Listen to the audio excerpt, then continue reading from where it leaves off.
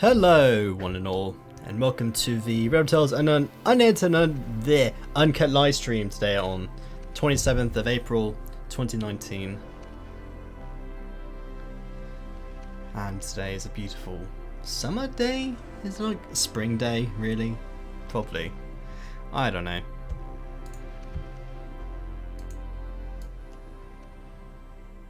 The American Civil War is a... If you're interested in American history, the American Civil War is one of those wars you probably want to look at if you want to understand US policy from the rest of the 19th century to the 20th. Because many of the American ideals end up changing towards the 20th century, and with the new idealism from the early periods from called the Spanish American War to World War One, World War Two, and then a continuation of that into the Cold War.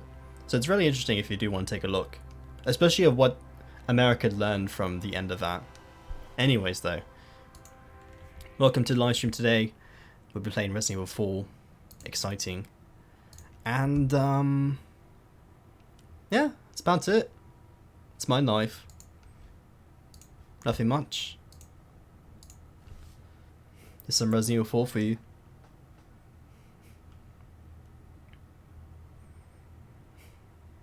Watch the game start. There we go. Game started. Ooh. Ooh. Resident Evil.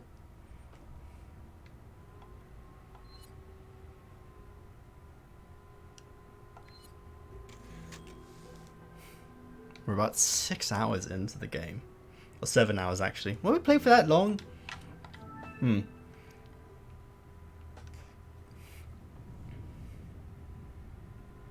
learn to never arm the states. Well, you do have to recognize that before the Civil War, many states were developed by militias, which was based upon early American colonial history, where Great Britain wasn't able to really defend the states against native tribes or against foreign powers, usually. So states usually had to arm their own militias, and so that was the idealism behind the Civil War. Because you ever look at the... let's play some Resident Evil and talk about the Civil War. But, let me lower down this thing too. It's a bit loud. My mic's a bit loud. Loud mic today. Should be a bit less loud. But, history lesson for you. The South thought of the Civil War to be the Second American Revolution, or based upon that.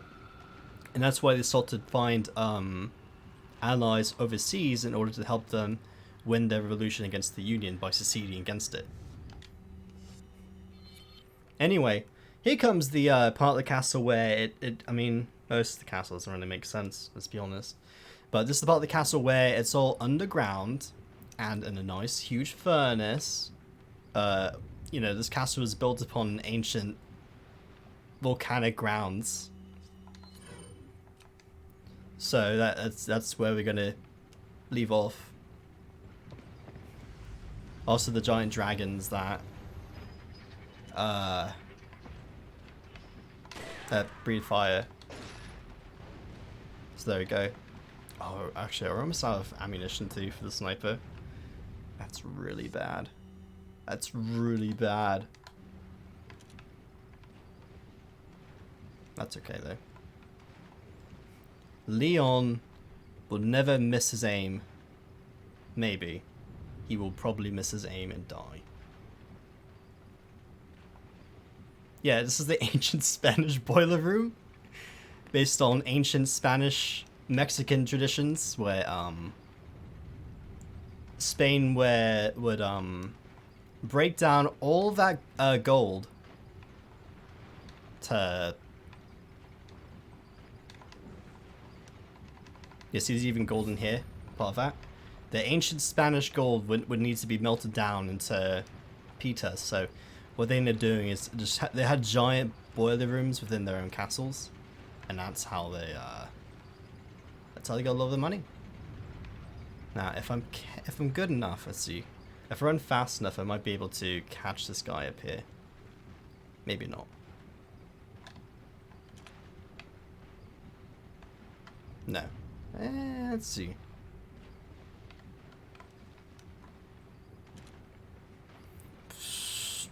Just because they don't have any volcanic activity doesn't mean, look, they imported it. Also, if you reload the room, it allows you just to kill the guy. That's a trick for you. Actually, I just thought of it. Where the game does reset the positions of the dragons if you're having problems with that. But look, the Spanish had the import of this volcanic activity from the Pope. That's why the Pope really wanted to get with the papacy for so long, because they just needed all that the volcanoes.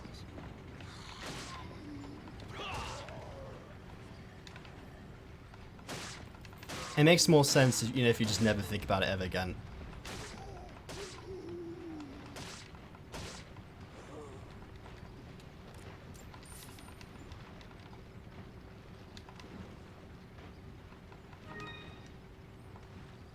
Okay, here comes the most annoying part, you'll see.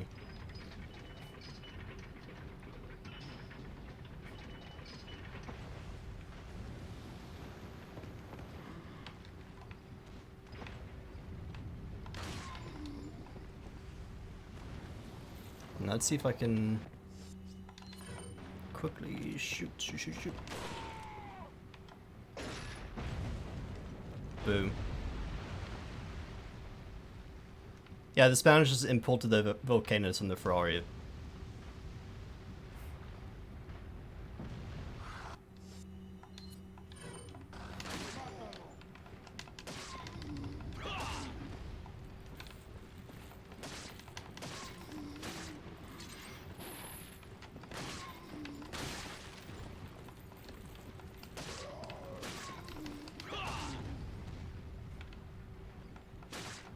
You know, they could have stole from the Aztecs. They used secret Aztec technology to steal the lava that they could have just used in Mexico to use in Spain, but decided to bring it to Spain instead, just for, you know, necessity's sake.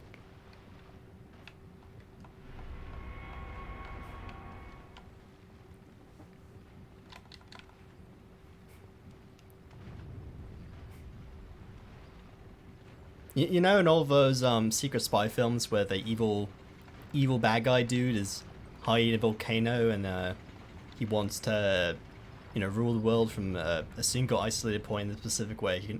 He really has a hard time trying to communicate with many of his people around the world in order to control the world. It does actually originate from the Spanish when they wanted to rule the world using large volcanoes imported from the Americas in order to go and then melt down all the gold from the New World in order to create their own type of currency. For when then they can have inflation later on. That's all of it in a nutshell.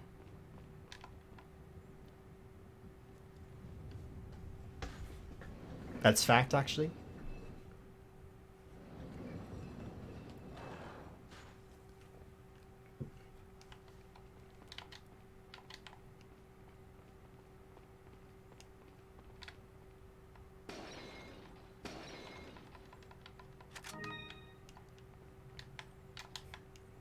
Now I'm curious, is there something on the walls? No, there's not. Okay, remember at the very beginning of the game where there's like this wall here?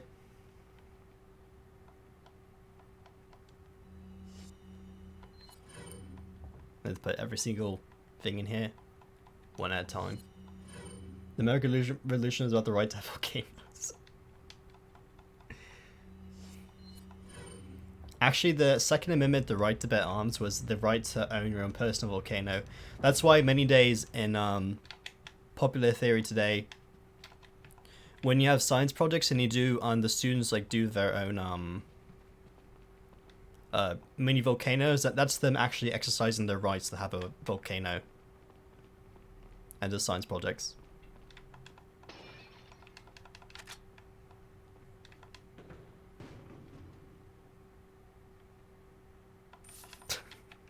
It's off the rails like Pompey.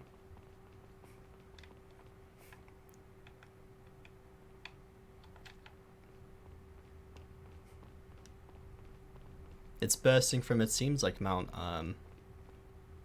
Hellenica? Is that what it's called? Yeah, bursting from the seams. Okay, I'm trying to recall what's the next part here. I think it's my least favorite part of the game. Yeah, it's my least favorite part of the game. I know I don't mean the mini roller coaster ride that somehow is just in a castle, you know.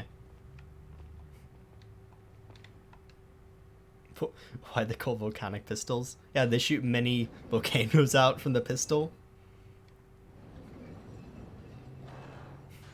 That's why Indians back in the day wanted to obtain the fire water from the western from people from the west moving over to the land. Is because it wasn't because of the liquor, it was actually because of the volcanoes that they were importing. The Indians wanted to harness the power of the volcanoes like the Aztecs did from the cowboys. Okay, here's my least favorite part of the game. And I'll show you. So there's a certain room right here which is called which you get the King's Goblet, and it's the most painful room you'll ever see in your entire life, and I'll show you why. And I'll probably die several times to show you why. Not because I want to die, but because I'm going to die several times because of it. Also, sample retrieved. And also that wasn't just a piece of paper on the table, it was an actual dartboard with Louis's face on it with 3 darts, only one hitting him in this squarely on the forehead. As you may have heard, Louis Serra has been disposed of by Lord Sadler. The sample is back where it belongs.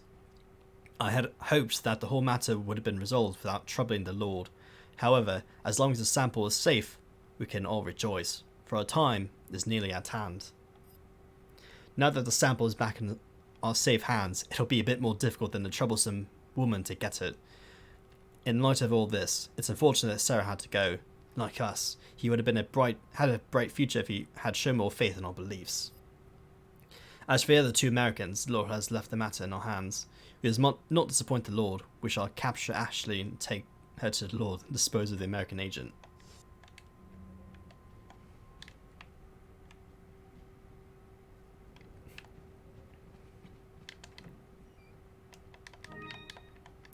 Firewater means love. Yeah, exactly.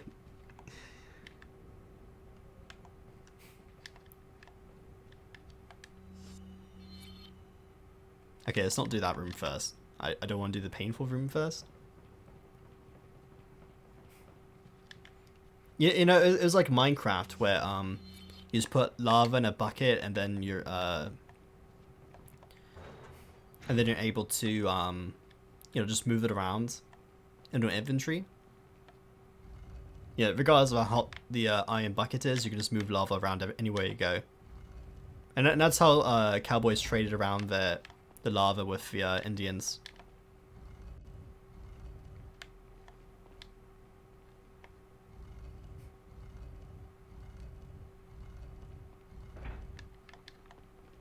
There is one very simple puzzle for some reason that requires 2 people at all times for no particular reason at all. Also, here comes another part of the game that does not really make sense. I think you've lived long enough. Let's see if you can survive this time.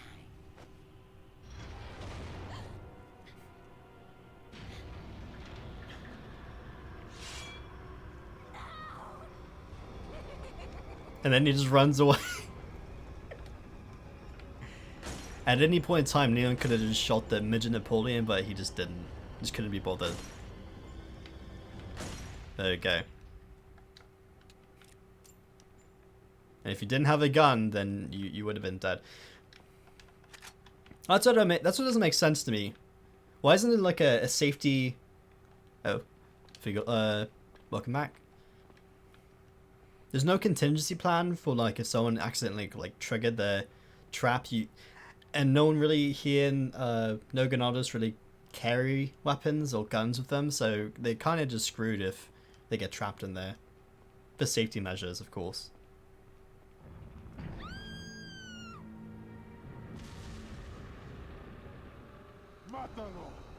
¿Qué empieces a decir?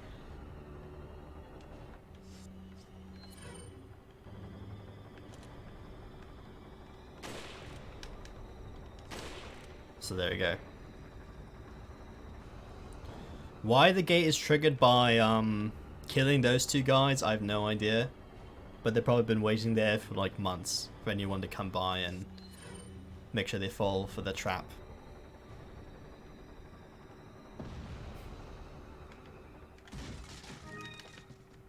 Yeah, that's how volcanic pistols work. Actually, when you whenever you fire a bullet in the chamber, it's actually like a mini lava that ignites the fire that makes the bullet go past. That's how guns actually work.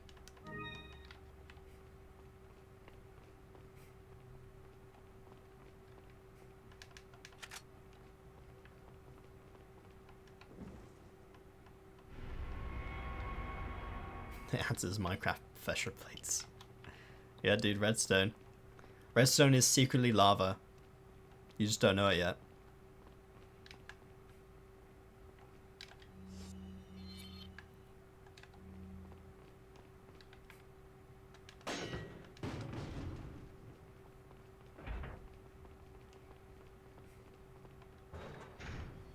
Okay, that was the easy part first done. Now it becomes the more painful part. But we're going to go to our friendly merchant man to take magnum ammo, which we're probably going to need. It's that serious. Let's see if a merchant man can give us something good. Welcome. Got some rare. What are you buying? We could upgrade the shotgun.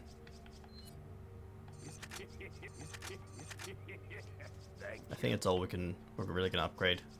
We can upgrade the revolver, but we really don't want to because I'm probably gonna get the better revolver.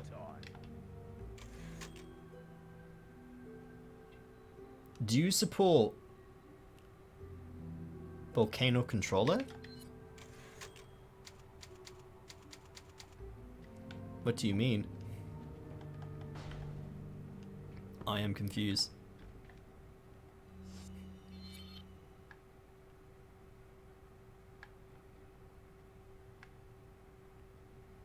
Okay. Oh, did I miss something back there?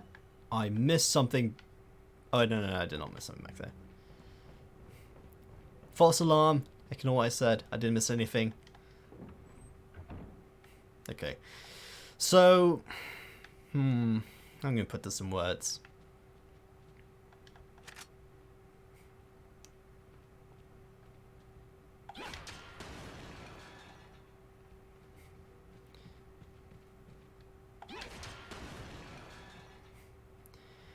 So we're going to leave Ashley behind before we go into this room. Wait.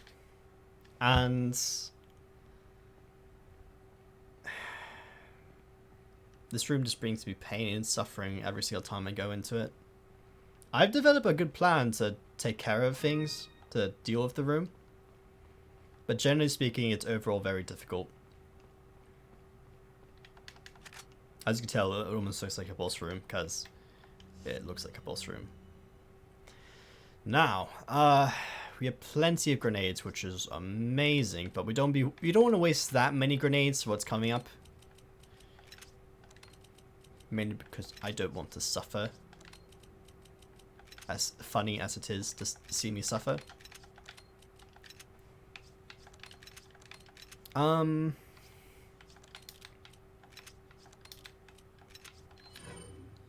we're going to use the Magnum. So the biggest problem with this one room is having the time to aim and shoot. And that's all I'm really going to tell you, because that's the whole deal. That's the whole thing. That's the gist of it. That's the whole problem you need to know. Is that once I take this goblet, I will be in pain. May wrath of evil befall the one who disturbs this holy grail. Take the King's Grail? No, not really, but I have to. Look at that goblet. Is it worth it to get this goblet? No, but I have to. And look who's our friend here. The more I suffer, the more entertaining it is. Oh, what I do for entertainment.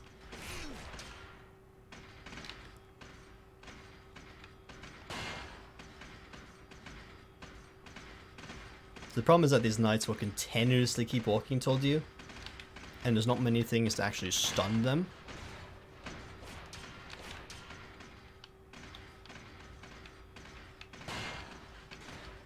You know, actually, if I use a sniper rifle. Nope.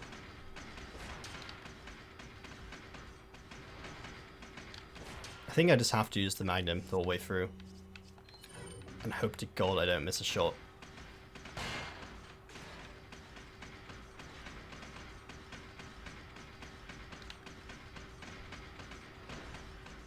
Oh wait, unless I have to actually do every single headshot. Yeah, I think that's what I missed out on. Oh boy.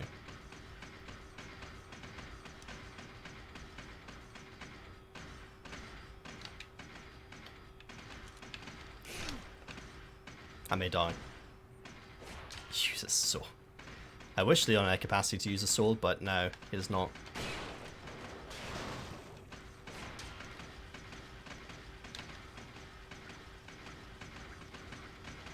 Leon may die.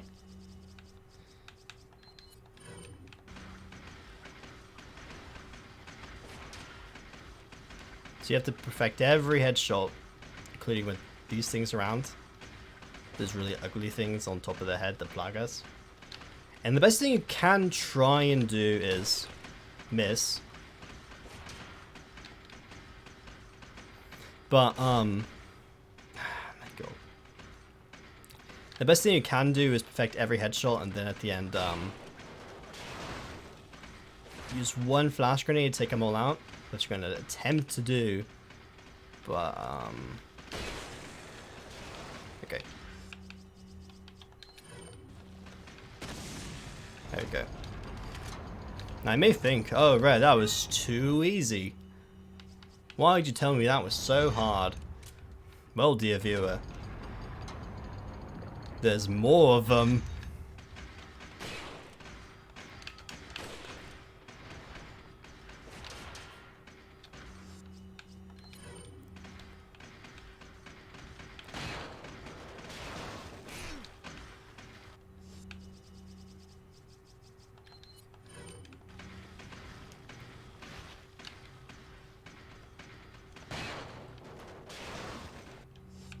Okay, I'm gonna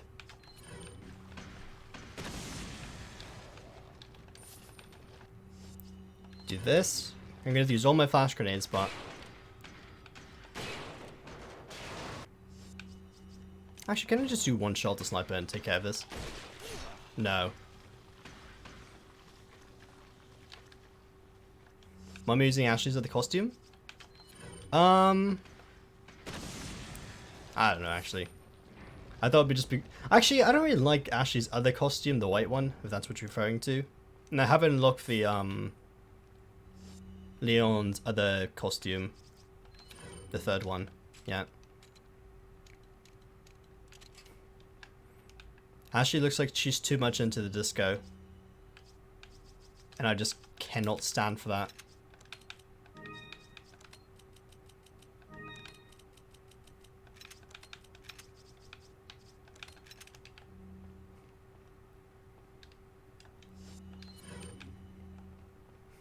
I remember the first time I played this game, this was like the most painful thing possible. But luckily, I can get through it moderately okay. We did waste a lot of Magnum ammo, though.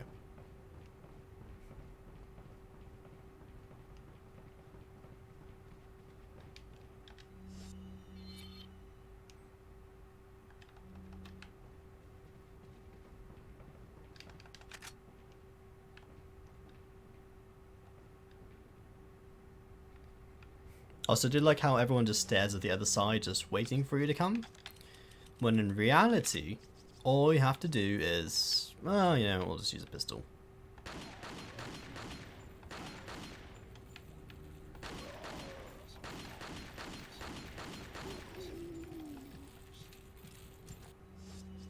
And a shotgun.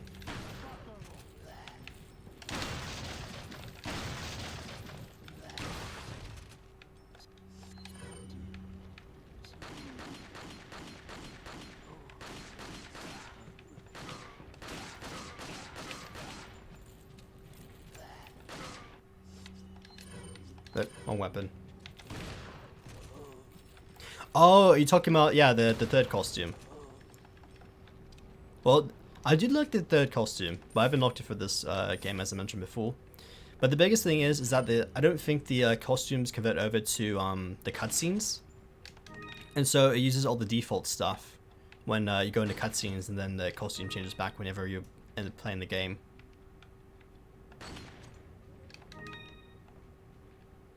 Plus, if I did unlock it, which is not that bad to unlock it, you just have to do one of the side missions for the game. Not in the main campaign, but it's a bit cheap because Ashley then, if you don't know, there are 3 alternative costumes for the game.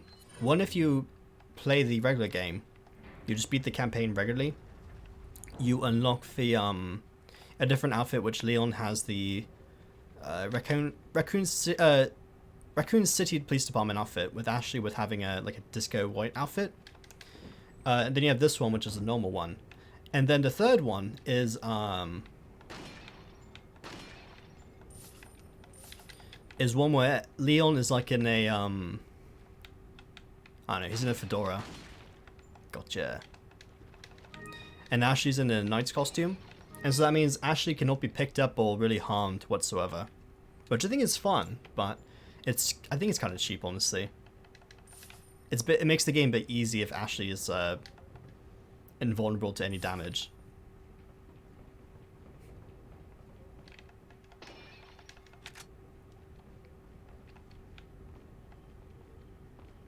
That is a good point, though. Having to pick up Ashley every single time you go downstairs.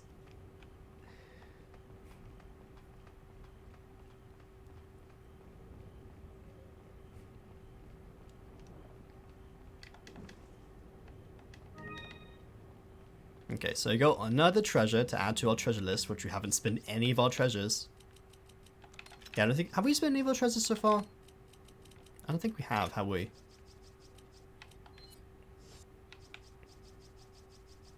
No, we have not spent any treasures whatsoever, but...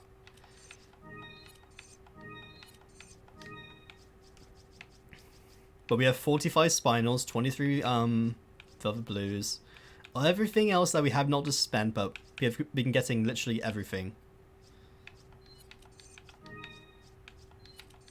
We are missing two blue eyes for that treasure. But for the most part, we have not actually really spent anything, which is great. Because I like to save money.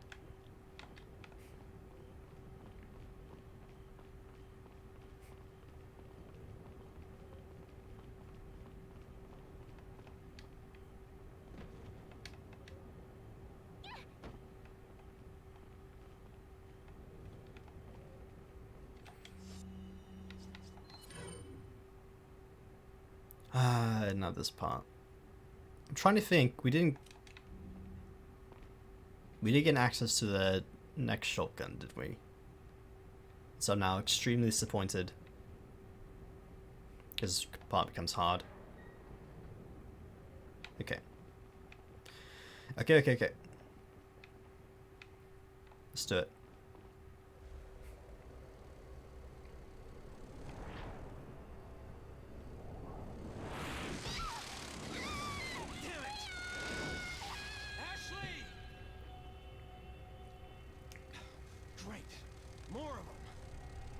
And there goes Ashley. Again.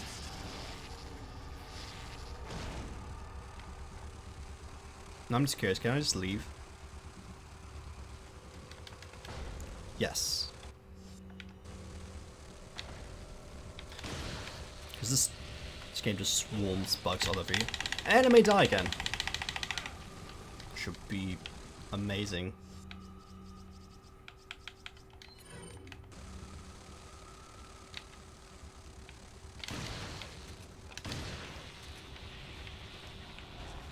How big is the castle?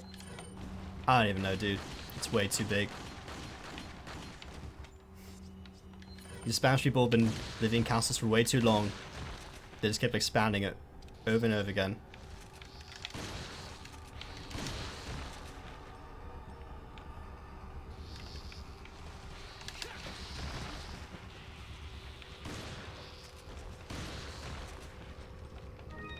Blue eye. Oh, that's green eye. Well, we've actually completed one of our lamps, which is amazing. We got both of. Oh my god, we did it.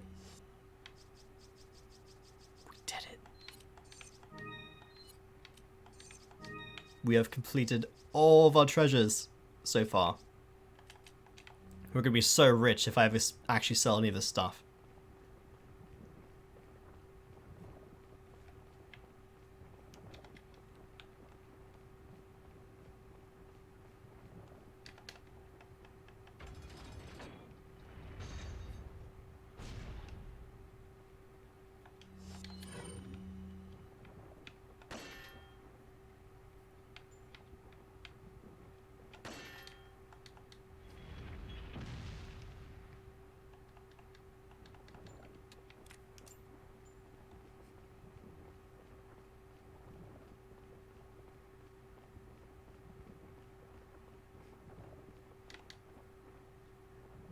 So it's just a giant cocoon with, oh yeah, there's actually enemies attached to them. So you can't kill them if you want to try farming for the blue eye.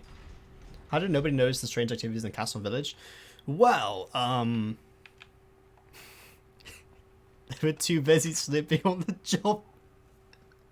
I'm sorry. Just the perfect response. Got some rare things. What are you buying? What are you buying?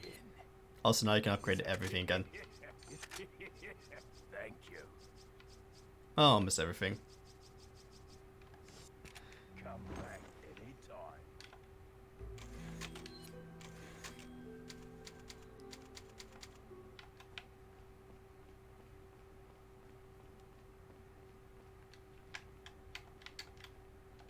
Okay, have we missed anything so far? It's my last check. But look how big this entire castle was. And this isn't even the end of the castle. There's actually one more part of this afterward.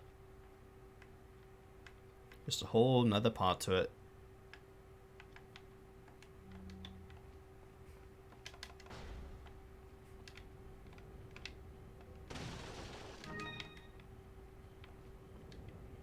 Oh, this part.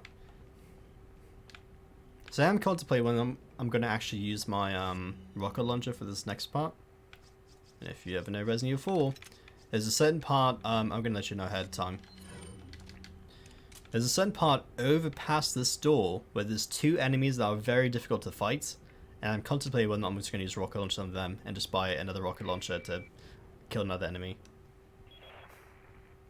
I wonder if you can see me, Mr. Kennedy. If you even scratch her, I'll break your bones. First, we shall see if you can make it this far. I'll be waiting.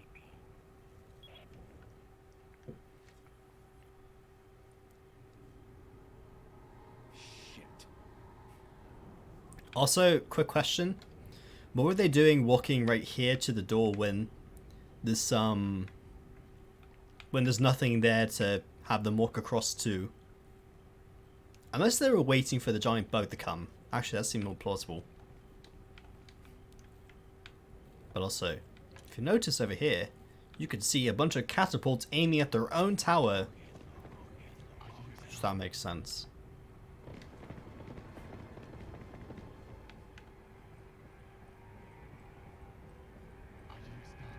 So the best thing to do is literally just run.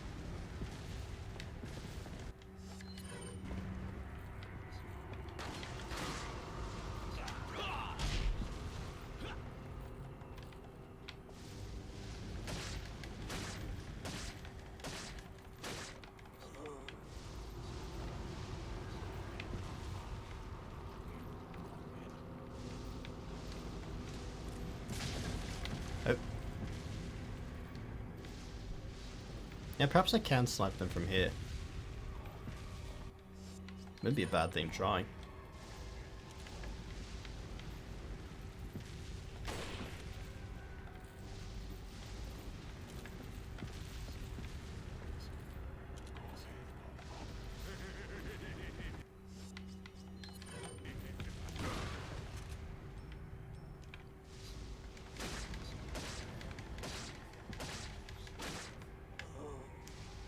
I guess it's more of a question of how many enemies can I just knife to get away with it to anything else.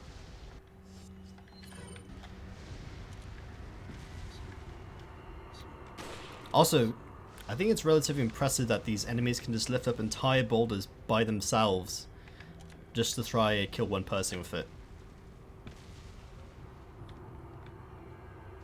Let's see if I can snipe them from here.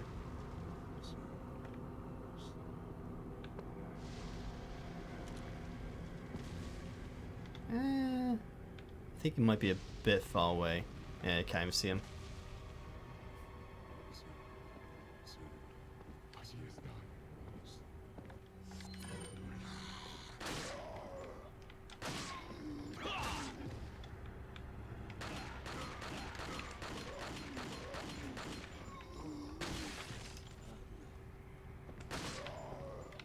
I thought you'd be a bit stunned. But you could be a bit dead instead.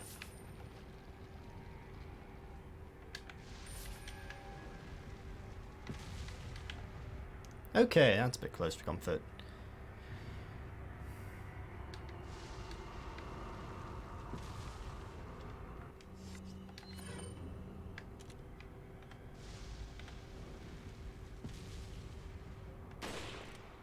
And there we go. Oh wait, it's gonna launch one more. Ah yes. They went to the Redfield school.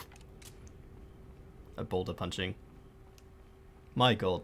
Okay, we're gonna have to play Resident Evil 5 sometime after Resident Evil 4. If only to see that last part of the game, we're gonna have to do that.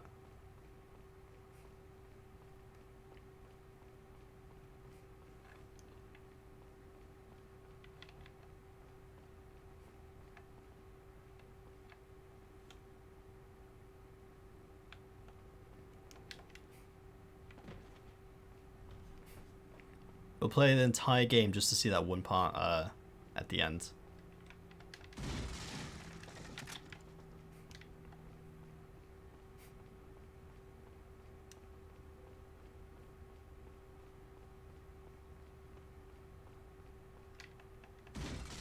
Can we talk about it later? Okay. Let's not spoil it too much. Even though it's great. I think it should be talked about around the world. Maybe even make a video about how how Resident Evil jumped the shark. It's kind of hilarious though.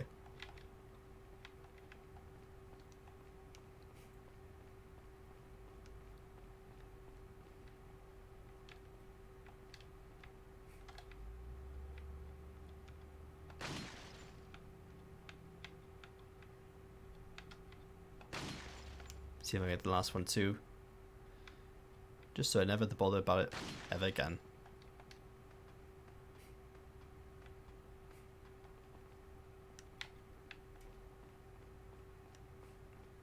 As most parts of this game are, it's relatively annoying if you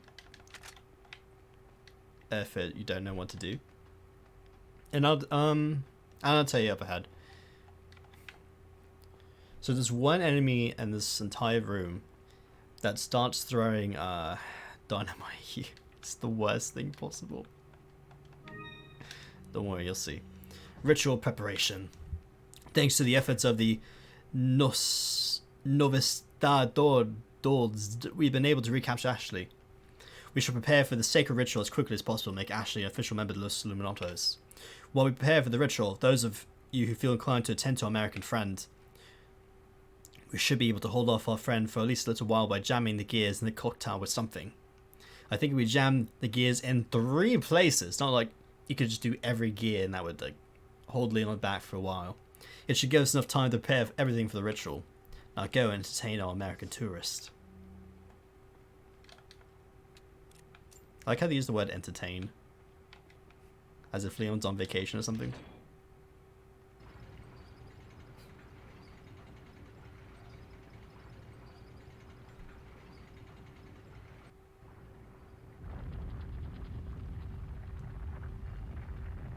Also, that great, like, 144p image. That, even though this game is remastered, that's the only part of the game that they never remastered. For some apparent reason. They just never updated that video. And so you see Resident Evil in glorious 144p of a bridge moving over to the other side.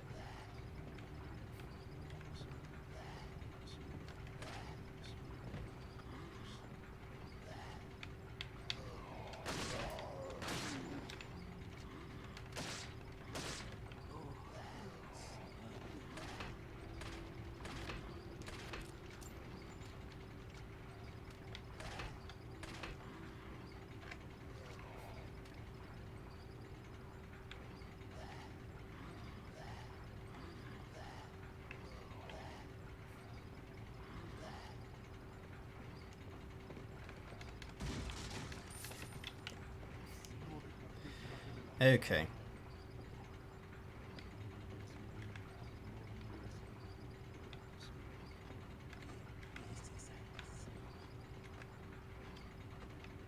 Oh, thank you for coming up towards me. That's so nice of you. Now I can just do the one thing I've been doing this entire game, and knifing everyone to death.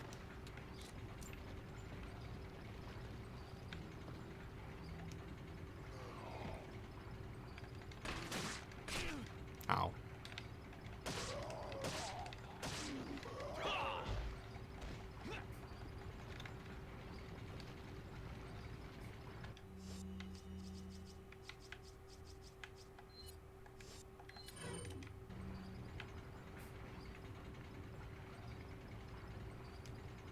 Now here comes my least favorite part, I think. Yep. And there comes the dynamite! My favorite.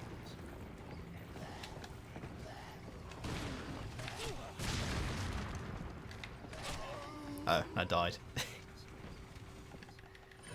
Yeah, surprisingly enough, there's no music for this entire section.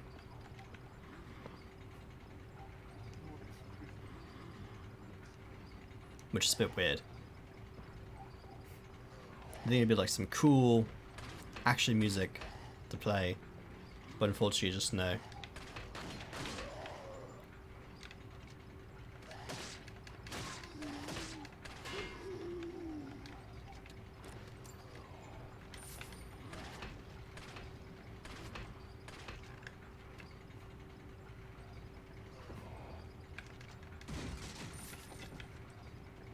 Yep, I think Leon's gonna eat an egg. Just for protein.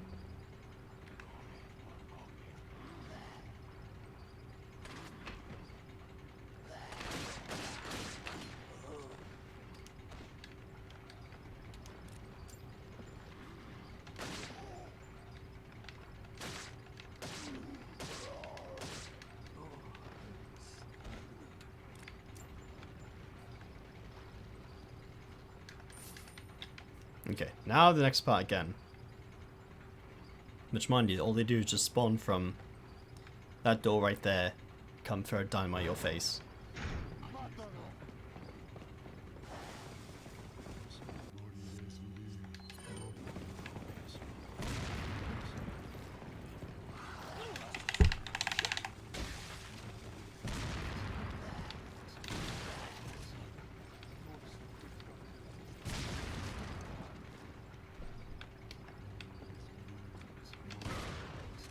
Comes all the dudes with the sights now.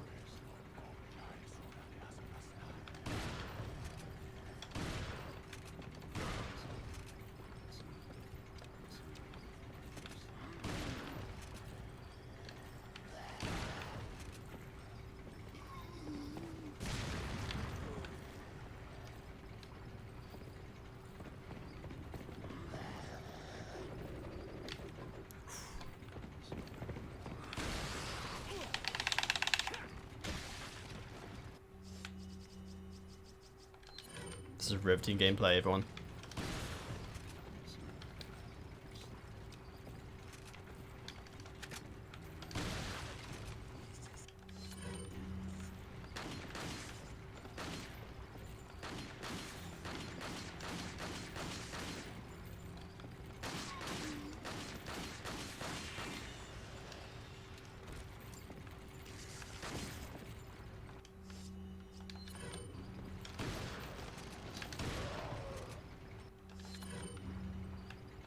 And there we go.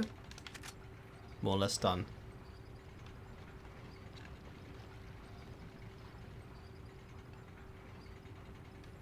Now, before we do anything else, we need to reload every single gun we have, because it's bound to get tricky again.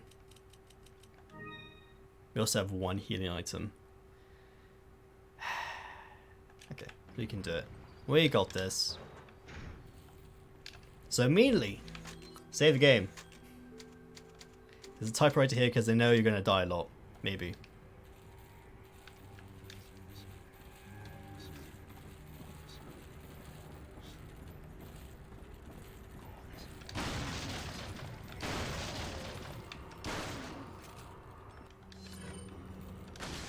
You might think, oh, there's only 3 dudes here with shields. Well, you're wrong. I mean, you're right, but then you're also wrong.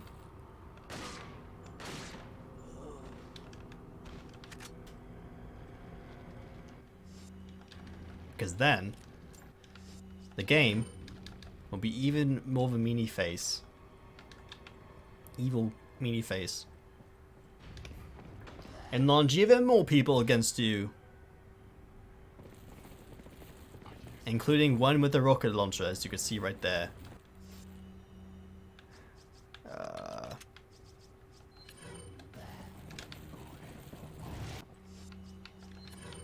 The first obvious thing we're going to do is set them on fire. Because no thank you. And then, shotgun literally everyone to death.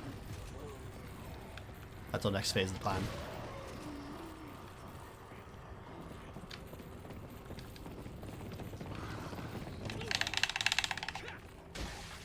Now because you're trapped in this one corner, and everyone else is coming at you from like a tunnel, you can now literally shotgun everyone to death, and let's even throw 1 grenade for measure.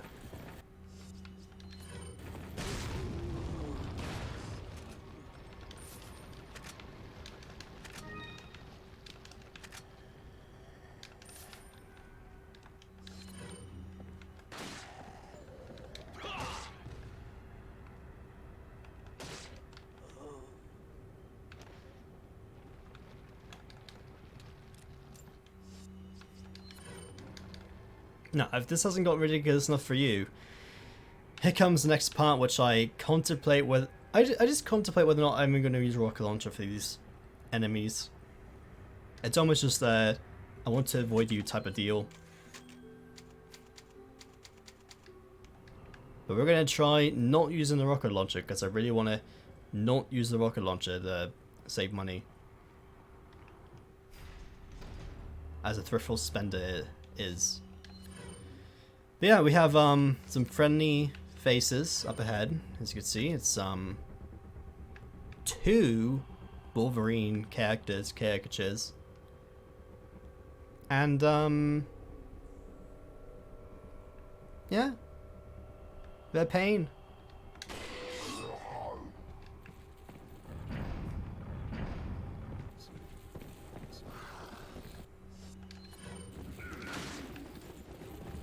And these 2 characters become even greater pain.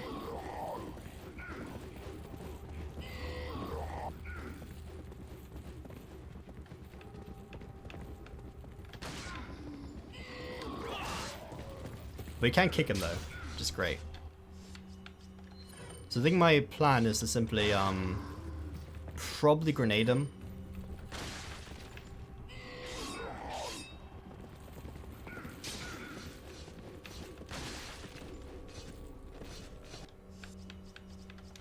And just as many magnum shots as possible.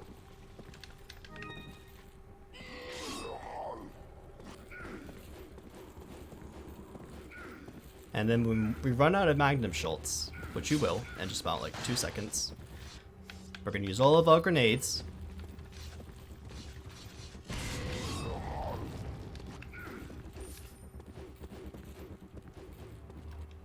Okay, we're going to use all of our sniper shots.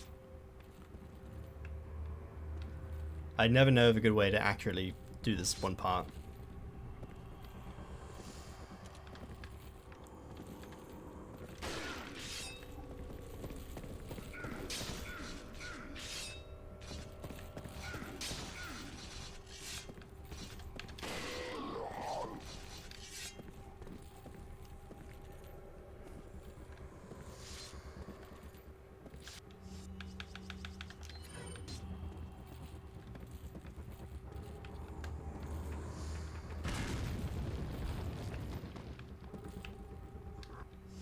Okay.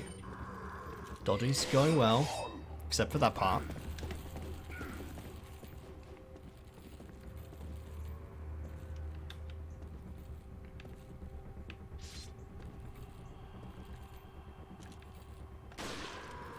One down.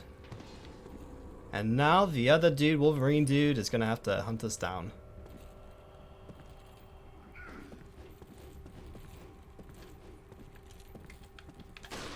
There we go.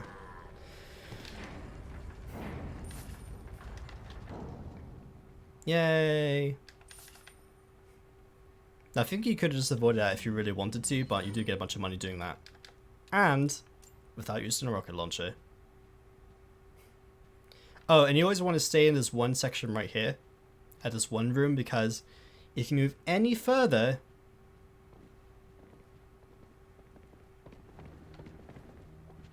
you get more people coming for you. And generally speaking, you don't want more enemies chasing you while big Wolverine dudes are trying to kill you.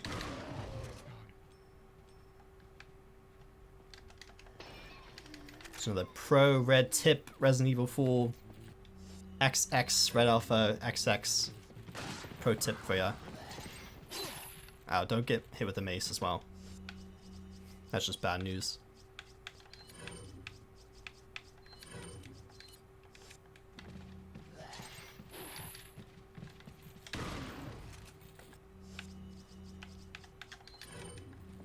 Oh, don't worry, there's plenty more times in this campaign where I will suffer. Plenty.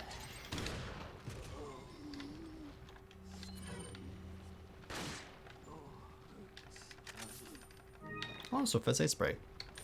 Just super generous to the game. It's a shame I had to waste full health.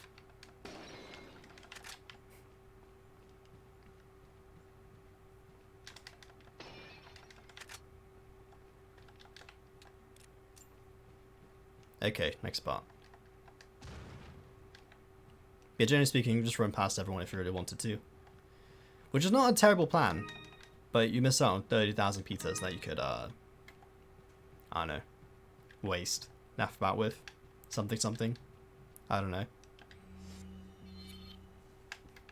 What frivolous things could people do and to waste 30,000 pizzas?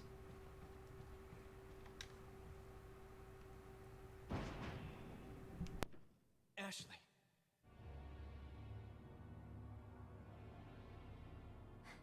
Leon! Mr. Kennedy, don't you know when it's time to throw in the towel?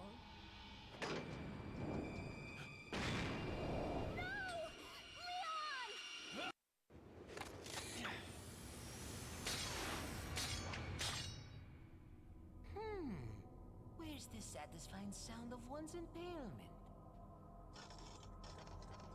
Won't fall for this old trick. How dare you! No more games! Kill him! Kill! As if he didn't want Leon dead before. Quickly! We shall prepare for the ritual! Leon, you're alive.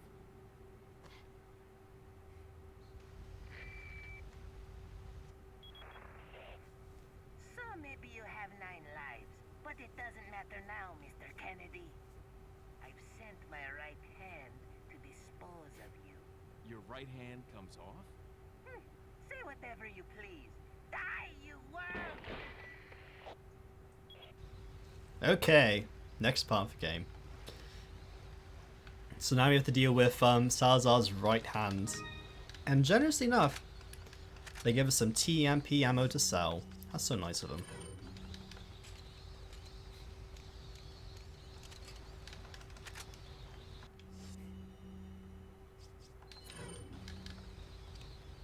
Oh yeah, probably shouldn't have reloaded. Oh well, that's okay.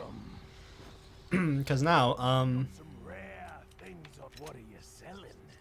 they'll sell TMP ammo, Thank you. finally get rid of the shotgun, I'll buy it at a high price. What are you buying? and now we have the new and improved shotgun, the Striker, which is just amazing. Is that all? It's just a super fast version of the shotgun. Thank you. Actually, I do think you get the ammo inside the gun. That's okay. And also, you can instantly improve the shotgun, but now it's got to the point in the game where you have to start selling those treasures that you've been holding back on this entire time. Is that all? What are you buying? Which will just sell the spinels for now. Is that all? Thank you. Different forms of anarchism with tacos. Yeah, I know. I do know that video you speak of.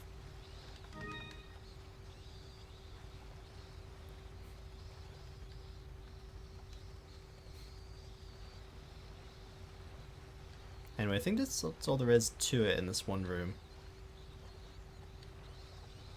Also, funny enough, the that crown they just picked up, the Salazar's family crown, was at the bottom of this pit with one of our lovely men down here. Which means Salazar didn't even want a crown. He just like, I don't want it. It's a crown, but it's gonna look terrible on my tiny head. Also, give me 1 second to go use the restroom, be right back, and we'll continue.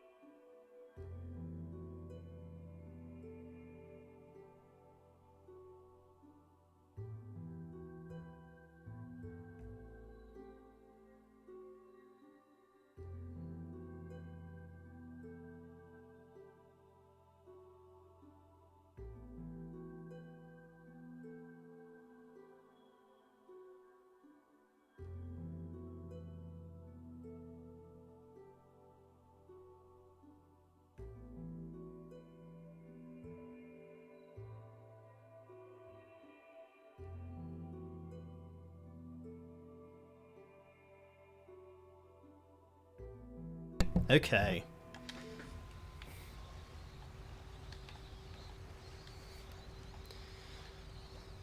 Here's the part of the game where I really wanted to say that rocket launcher, because, yeah, you'll see. I don't need to show you. You already know. You're gonna see it.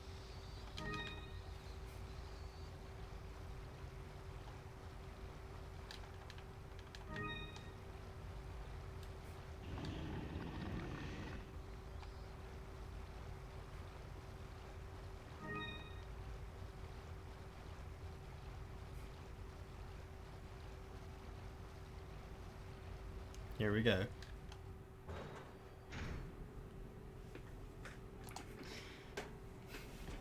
Did the narrator become displeased by anarcho-capitalism?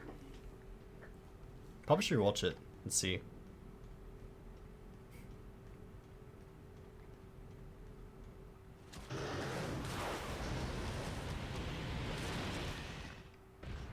Also, if you can't tell, I think that that video is also in 144p, but because it's in what do you call it? Because it has a filter over it, it's hard to tell.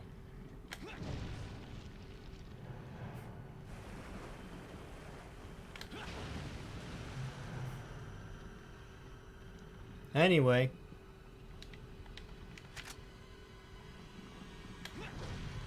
It's Salazar's right-hand man.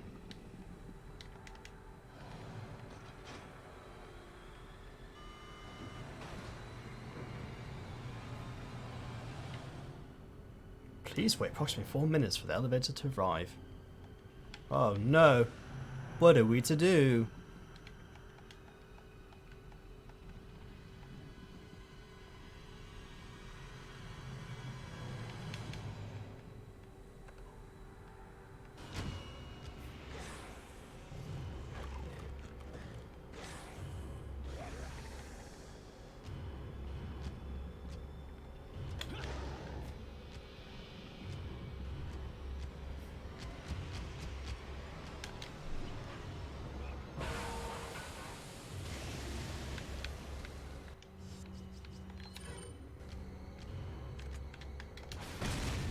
There we go. Problem solved.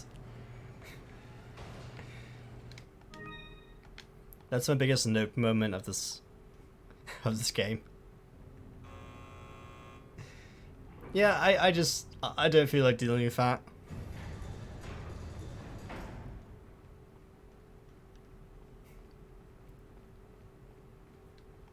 So that's what, 2 enemies decide to say nope towards.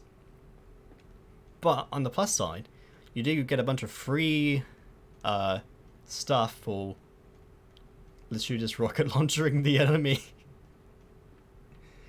You know, my fingers it's just too much for my fingers, my tiny fingers, to deal with, and so many button prompts and QTEs. It's like I don't even want to deal with it.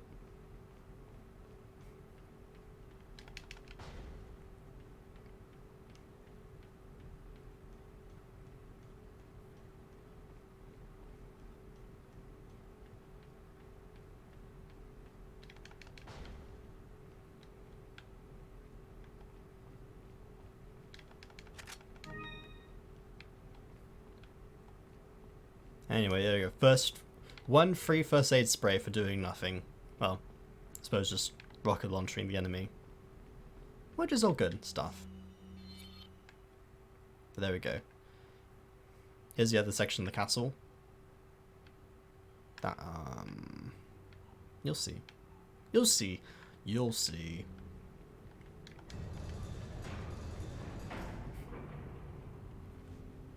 It'll all be revealed to you in time. It seems that Salazar is having difficulty taming the American pig. Salazar had his chance.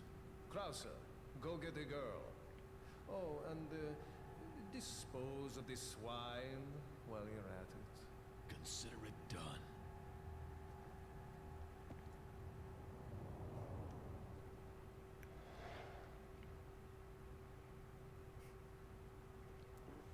And there you go. If you want to know what the kill ratio is now for Resident Evil 4, it's now 529 enemies.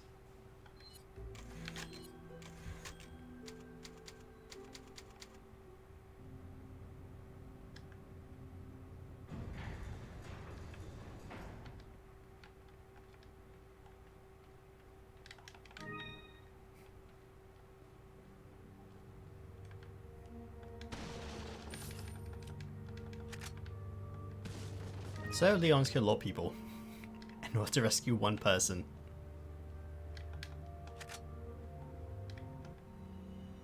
Luis's memo 2. The first Castilian buried the Las Plagas deep underground below the castle to hide their very existence. But when Salazar released the Las Plagas, no one thought he could bring them back to life. Because when Salazar found them, they were all just fossilized remains. Everyone knew that the parasitic organisms could not survive their host, but they couldn't sustain life on their own. But when Salazar and his men excavated the remains, it almost appeared as if the Las Plagas were just waiting to be discovered so they could resurrect. Several years later, unexplainable convulsions started occurring among the villagers who helped with the excavation of Las Plagas. Then one day, all of a sudden, these villagers turned into violent savages. They later found out it was caused by the Las Plagas. Although they appear fossilized, they are able to survive the long years by lying in a dormant state at the cellular level, remaining in a spore-like form. Apparently during the excavation, the villagers inhaled the spores, and within their bodies the parasites became active again. That is how the Las Plagas was resurrected. Even as I'm writing, the excavation of Las Plagas continues. God only knows how many of these Plagas have been resurrected, not to mention the countless number of ganados that have been created. Their inhumane activity must be put to an end. If they are not stopped, people around the world could turn to victims of this crazy cult organization. And that's how the Las Plagas worked. Welcome. Got some rare. What are you buying? Okay, nothing to upgrade. What are you buying? I think it's all we really need for now. But as you can see, if you're not doing that well in the game, if you already have a bunch of health items, the game will, even on the professional difficulty, it will scale it so that you have first aid sprays to buy. Come. But because I already have 2 first aid sprays in my inventory, I don't need it.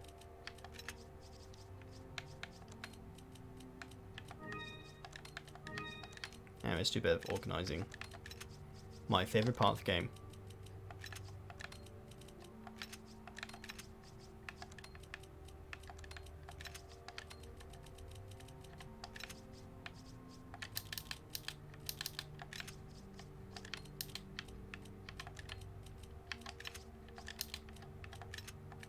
Back anytime. Also, let's sell that TMP ammo. What are you selling? Is that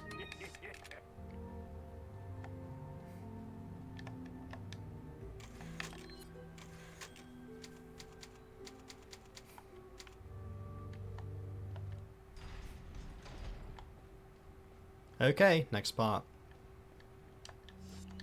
Say hello to our village people again.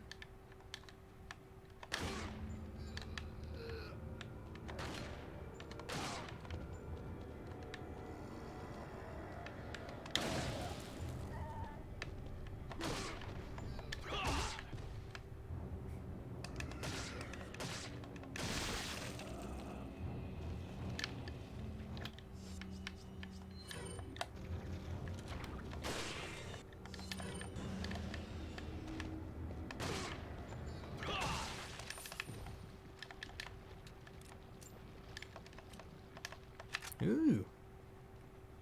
Magnum.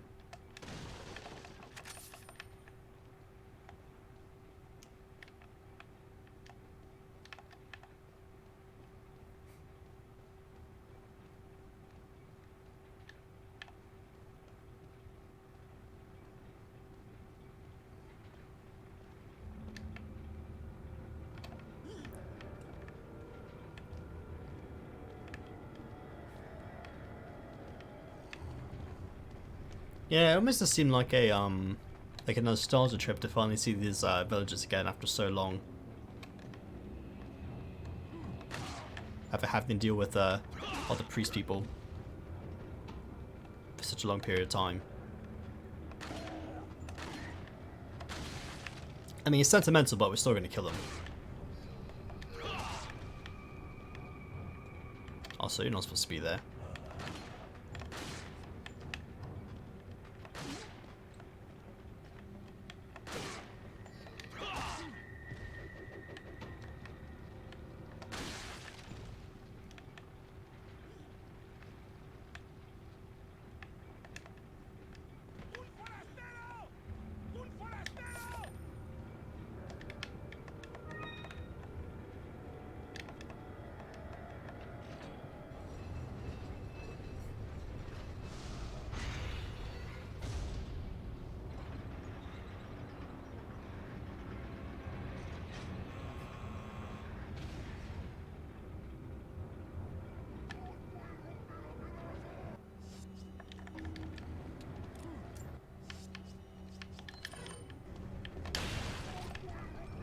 Nearly that striker. Just takes care of people.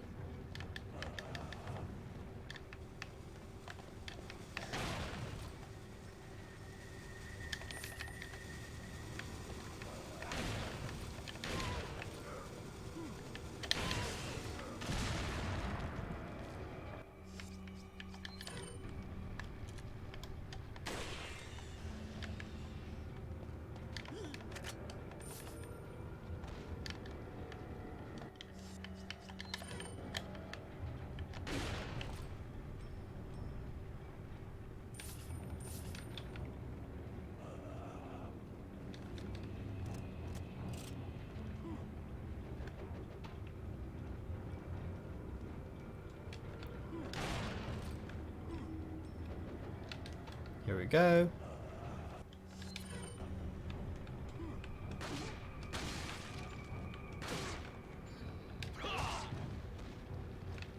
That should more or less take care of everyone for now.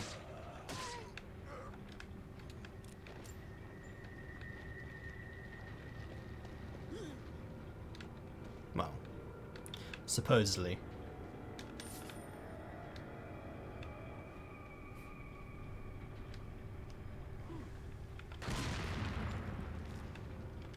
And there's no other thing here in this, yeah, this room.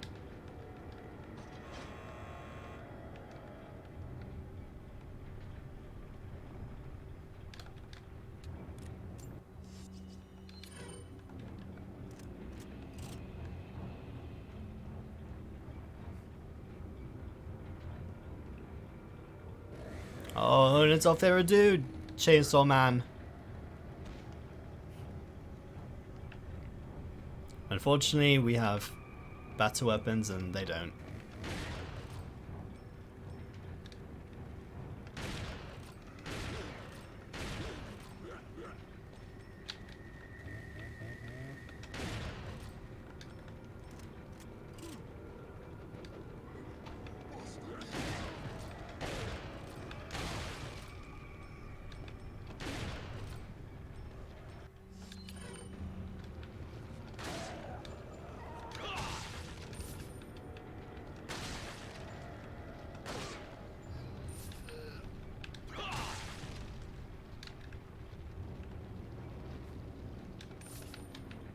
Yeah, once we get to some point in the game where we ultimately have so many upgraded weapons, these enemies become pretty much nothing for us.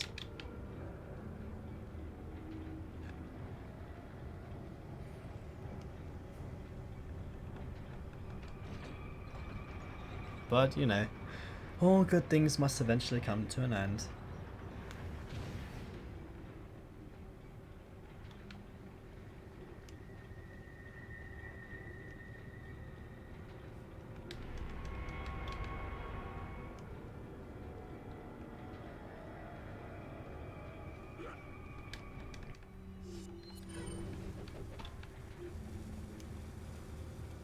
So anyway, there we go. That guy somehow survives dynamite.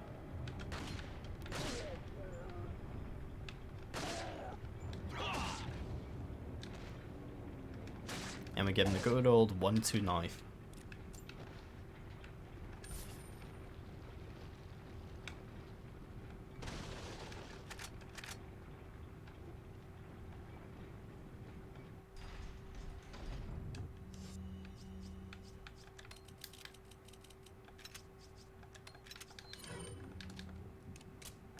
Okay. How can people survive multiple gunshots? Because they're under the influence of the Plagas, which means they probably don't feel pain or anything. Well, they do feel pain, but they're automated to try and cure you at all means necessary.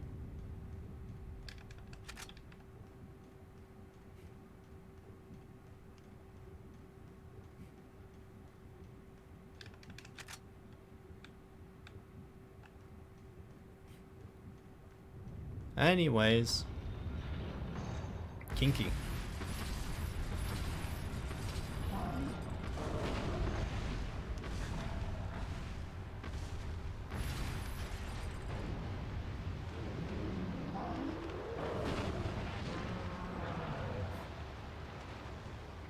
So now we have one gun order to the fight.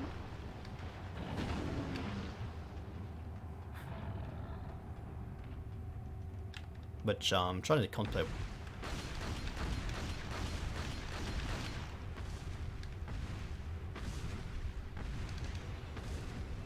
The damage is still there? That is true.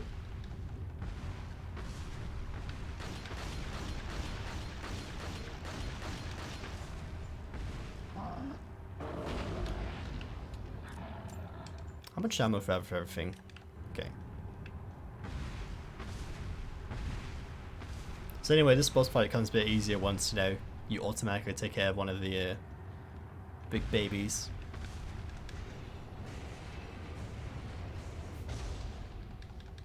So just one regular big baby boss fight.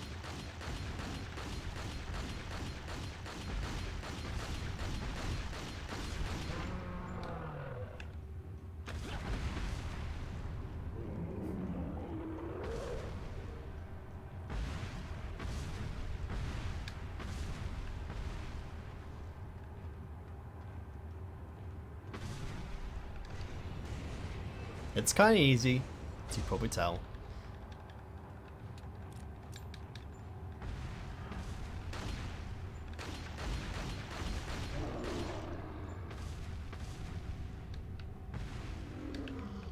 Now I just do the same old, same old.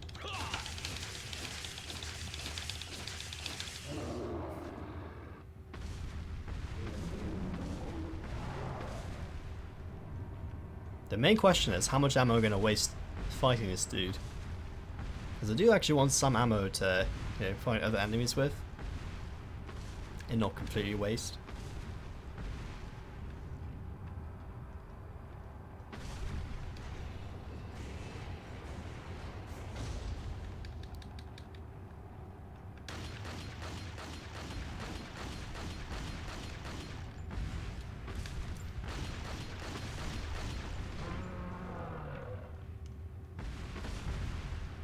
There we go, easy peasy. Walk around them.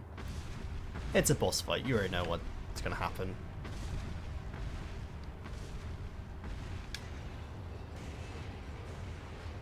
You do have to time it correctly though once you get on that platform, or else they'll try to shake you off and then it's just no good after that.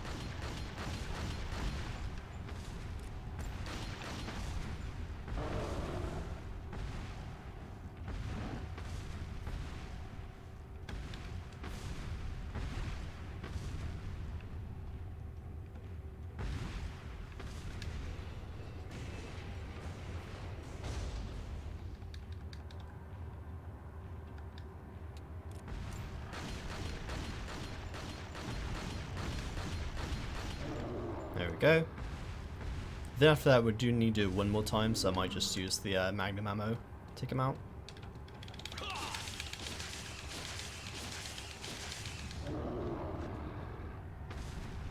I think we're almost out of pistol. Oh, we're really out of pistol ammo.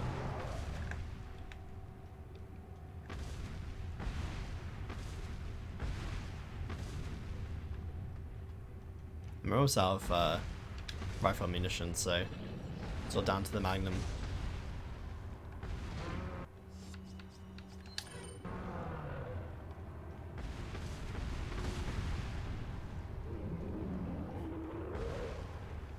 Unless he's going to charge us again. That's going to be no fun.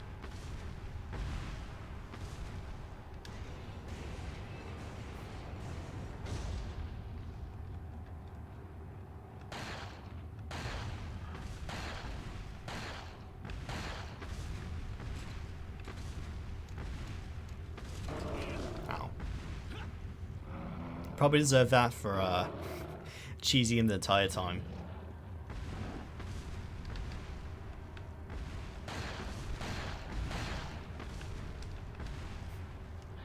He also really kindly waits for you the whole time too.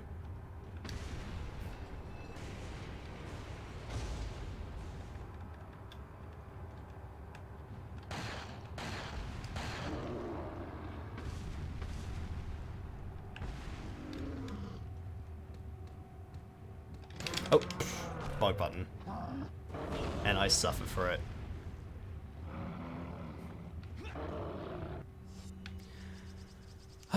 Okay.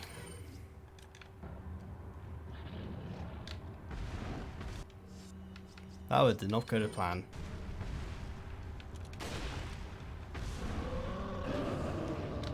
Time for some better moves.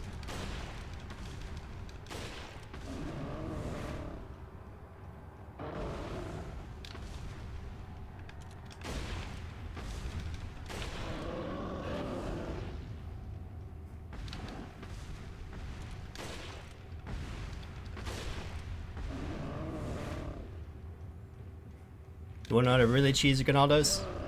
Just don't get grabbed, and then just walk past them the entire time.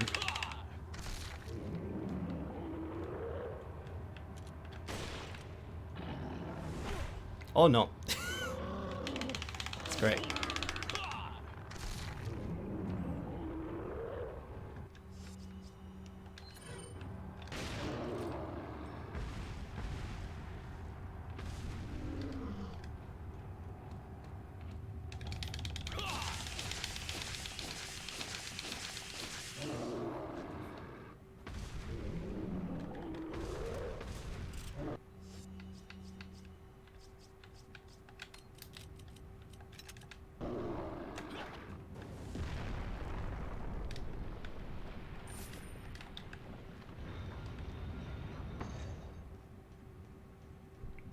moving on.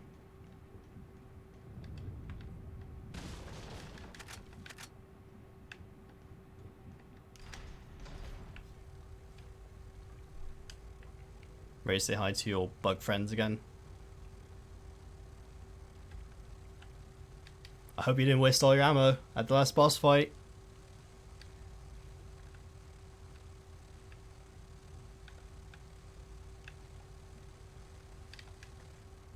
Two lights shall shine light on a new path.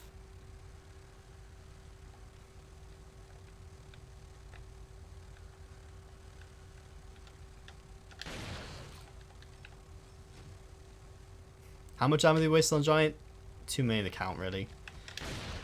But you really want to save the shotgun ammo for this part.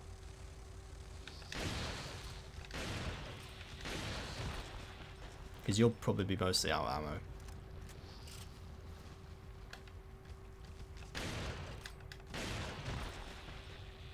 But luckily with your new, brand new shotgun, you should be able to at least 2 to 3 shot every bug.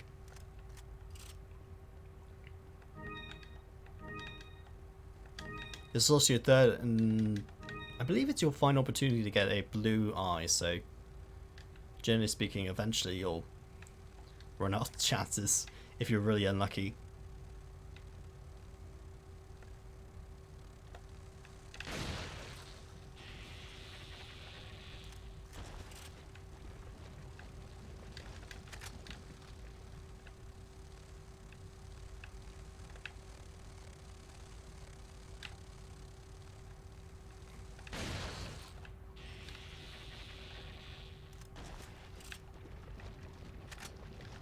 The game is trying to replenish your pistol ammunition quite a lot. Not as much for the shotgun though, which is, I suppose, is understandable.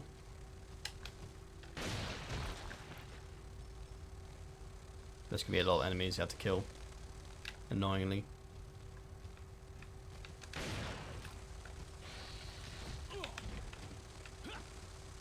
And kicking you does a ton of damage, doesn't it?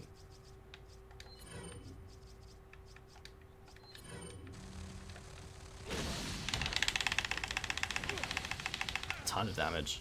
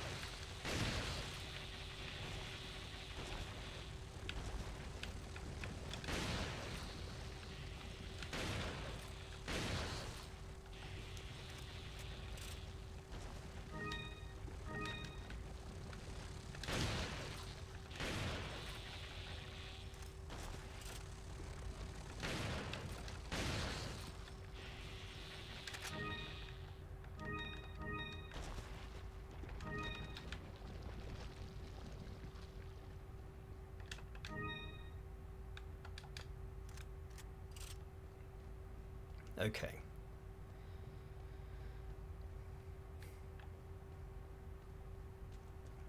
So if you haven't could tell already, being out in the open with these creatures is probably the one thing you don't want to happen. And so, if best possible, you need to just run to a cave, like the coward you probably are. I'm just joking. Kind of have to be if you don't want to die. Or they'll come out of the cave instead, and then you die instantly.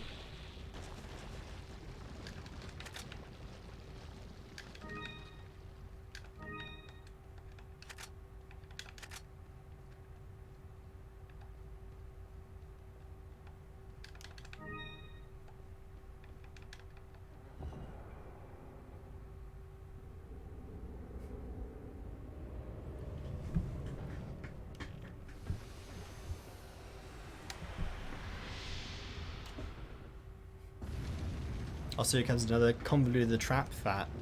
For some reason, every single time you want to go through this area, you have to destroy a door.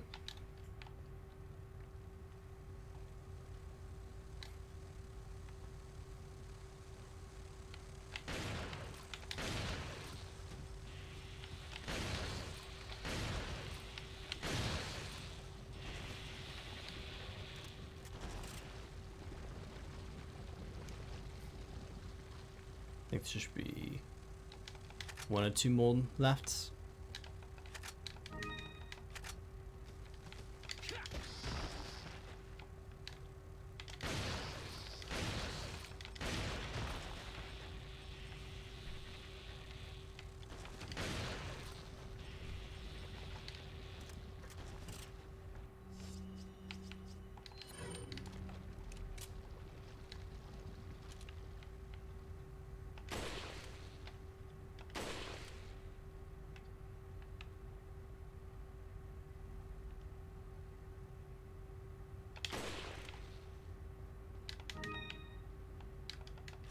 On a scale of 1 to 10, how excited are you for Terror Room? I'll give it a 47% out of 100, which is the current Steam review for it.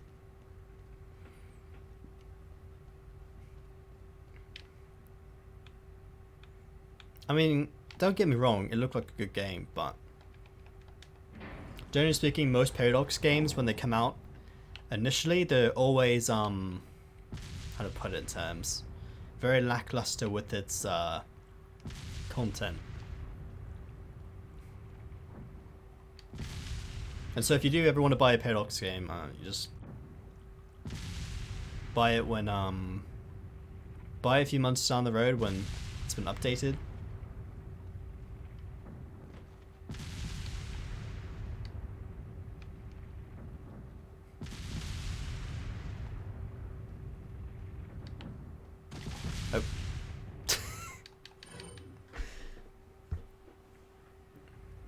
Oh.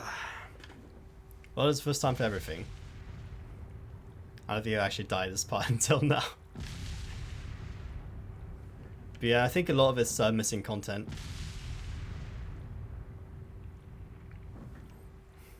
Like for the main nations, as far as I could see, like playing as Rome or Carthage or any of the Greek successor states, have stuff you can do, but if you play like any like barbaric tribe in Germany or...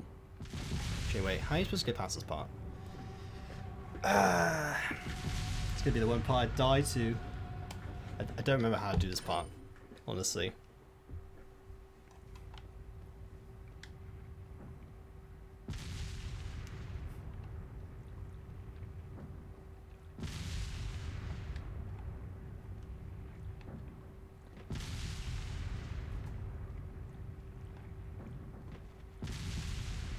Oh.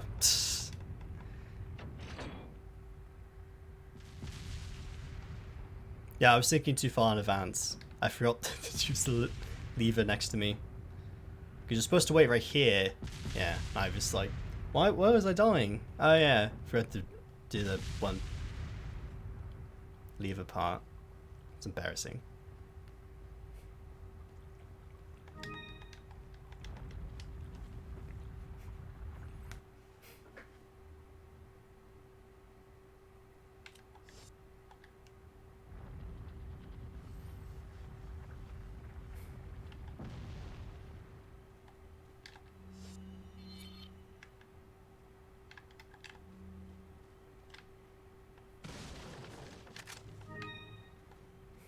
I'm kind of sad that Steel Division 2 got pushed back to June. Which is a bit sad. Letter from Ada. Once the plague egg hatches, it's nearly impossible to remove from the body. But if it's before it hatches, then it can be neutralized by medication. If it does hatch, you might be able to get out only by surgery before it turns to an adult. But it won't be easy. There's a high chance you won't survive the operation. As far as I know, the girl was injected with the egg before you. Her time is ticking. You should prepare yourself for the worst case scenario.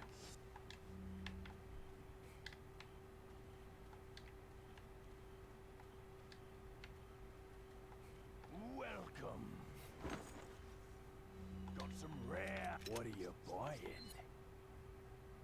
Also, I forgot to have so much. I have so much money. Is that all? Thank you. Thank you.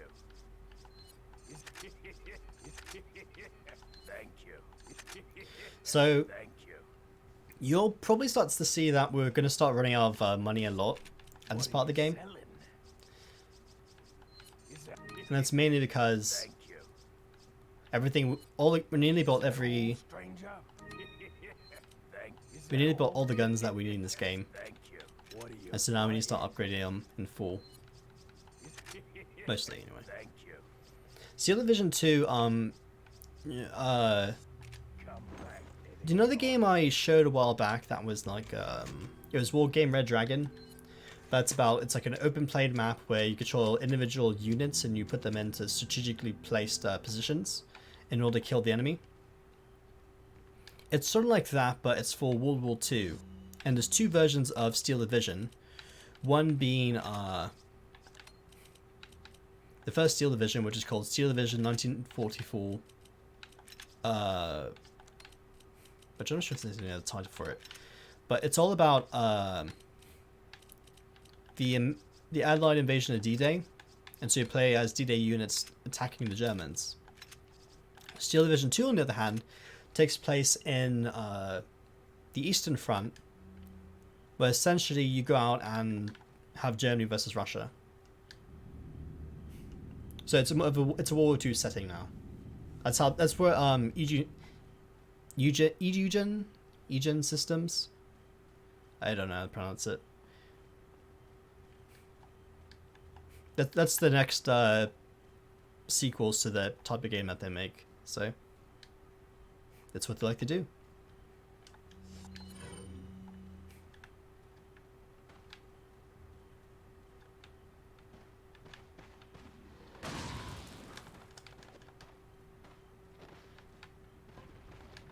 Oh, he died.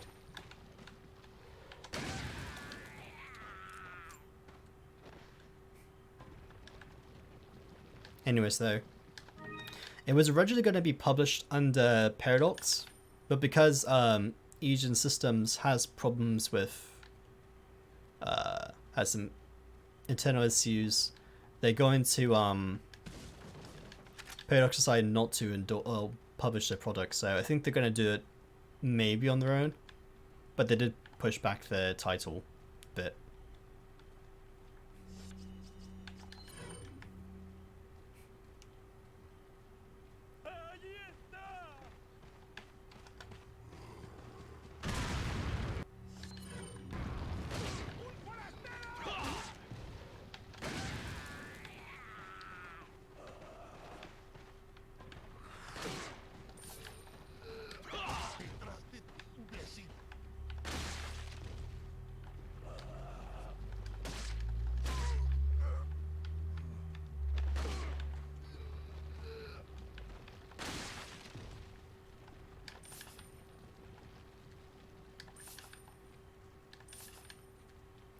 Soviets over German.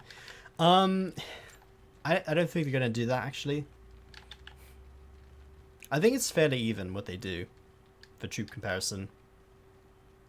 But they do have certain game modes that try to illustrate attack and defense in certain ways.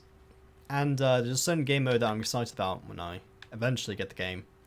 That is there's a defensive mode where the ratio to attack to defense is much higher for attackers originally when the match starts, and the way the game mode works is that before in Steel Division 1944, a few of the game modes about destruction and mainly about destruction, but it was also about taking control of this amount of land, the map anyway, within battle lines. And so what they did instead for the second game is that instead of making it all just an absolute line to get points by, they are taking certain points on the map that you're supposed to control, and they use that in order to show how much of the map you're having control of. And if you control more points than the enemy, then you win. And so the defensive mode that they have is when the defensive team starts out controlling like 80-75% of the map, and the attackers have a lot more points to distribute against the defenders. And so it's the attacker's job to have more points at the beginning of the game in order to attack and rush the defensive line. And the defensive team, even though they get less points, they're able to strategically place all the units in hiding spots so that they will be able to take out the enemy.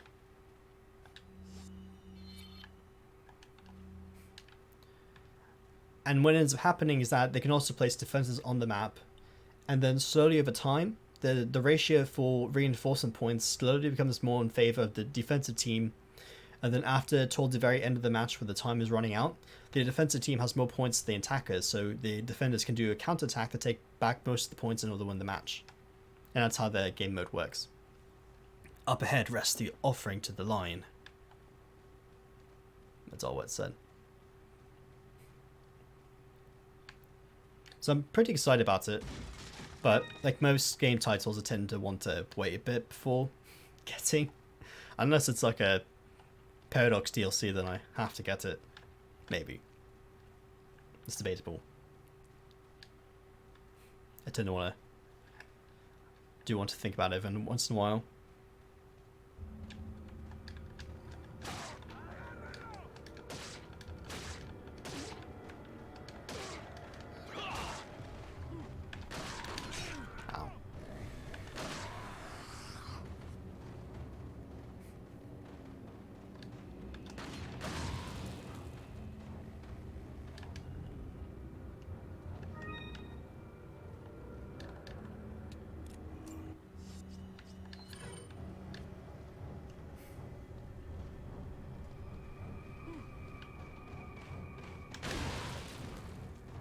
There comes next great defense.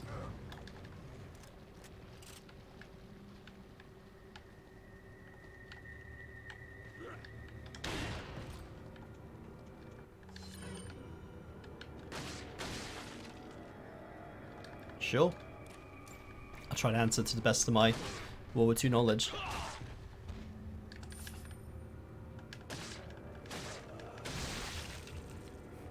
Unless it's a what if, and then I'll try to say the best answers I can.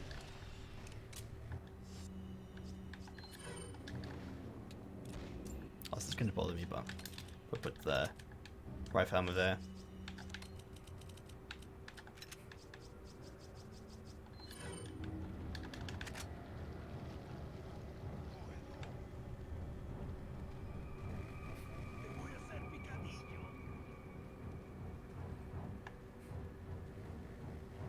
Also, don't know why, but usually the chainsaw dude is just stuck up there the whole time.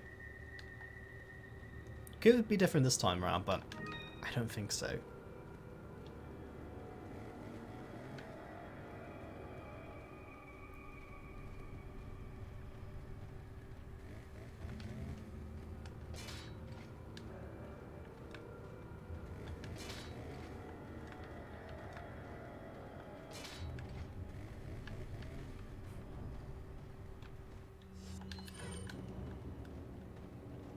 Let's see.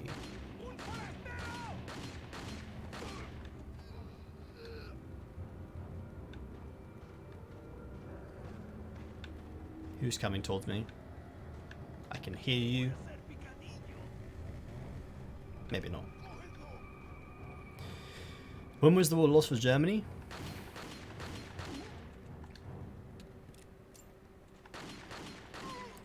Well, that's a really good question.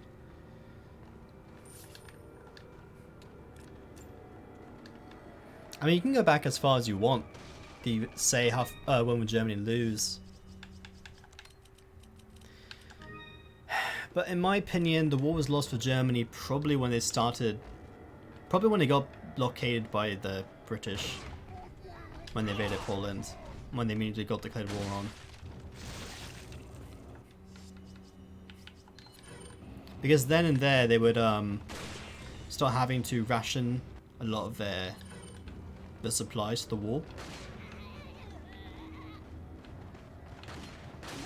And essentially you can't run a war machine with the set limitation of how far the war you can actually perpetuate, if you know what I mean.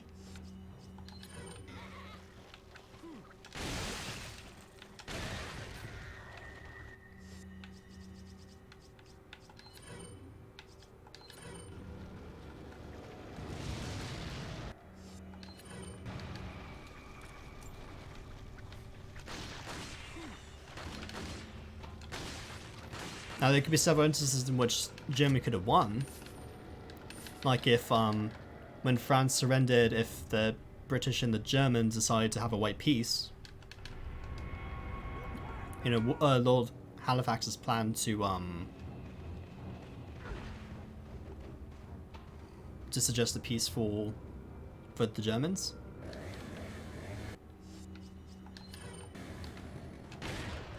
I think if there was some sort of surrender, white peace or concessions made, then I think maybe Germany would have had a better chance, but I'm not really sure. But you think we launched Barbarossa, that was the end?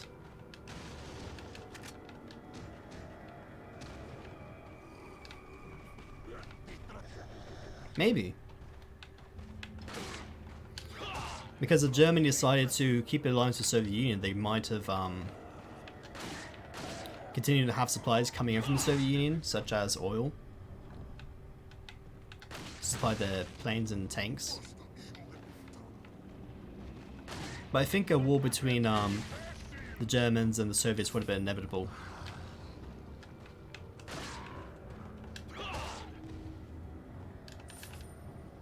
Thus having an Eastern Front for the Germans.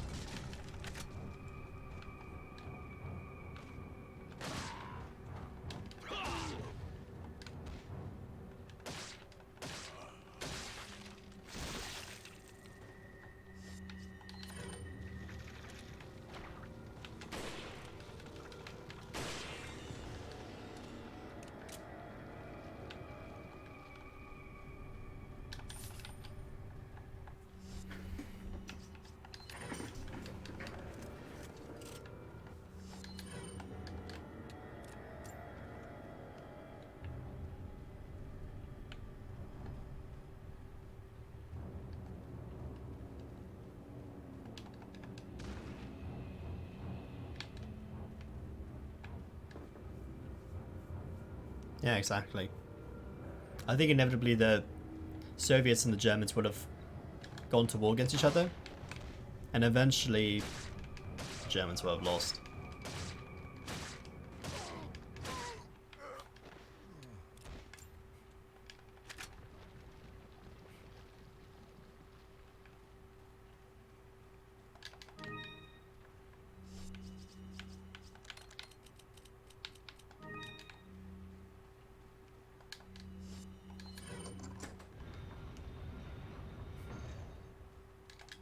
Now, if I missed anything here, no. Now here comes one of the more interesting parts of the game.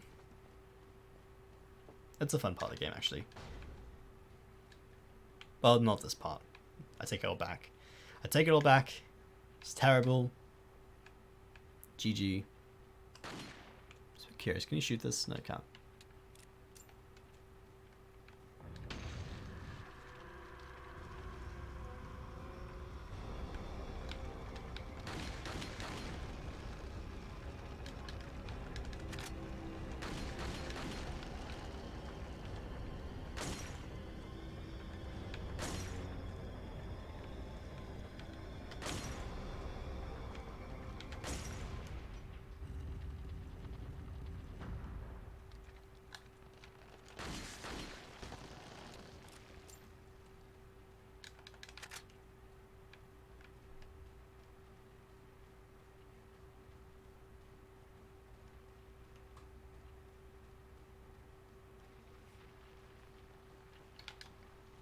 People think that D-Day destroyed Germany? Oh, it was the beginning of the end of Germany. Oh. I suppose that's a bit of a misnomer. It helped relieve pressure off the Eastern Front. It helped the Soviets advance more.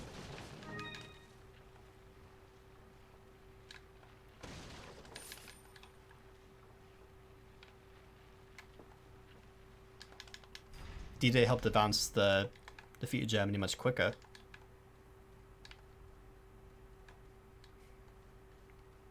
But yeah.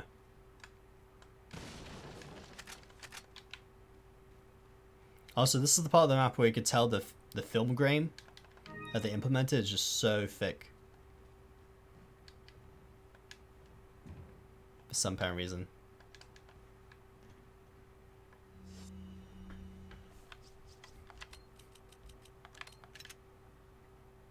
I'm trying to think what's the best weapon for this part. You have plenty of grenades. Not really a lot of ammunition. Which is a bit concerning, but I think we'll be fine.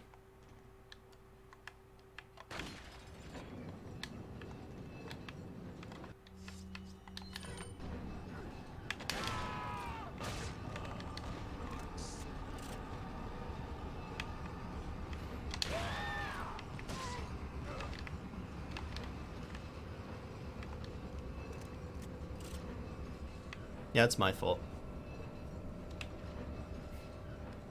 I think the war would have lasted, you know, 2, 3, 4 more years, but the result would have been the same. Europe would have looked a whole lot different if the Allies didn't have a strong hand to play.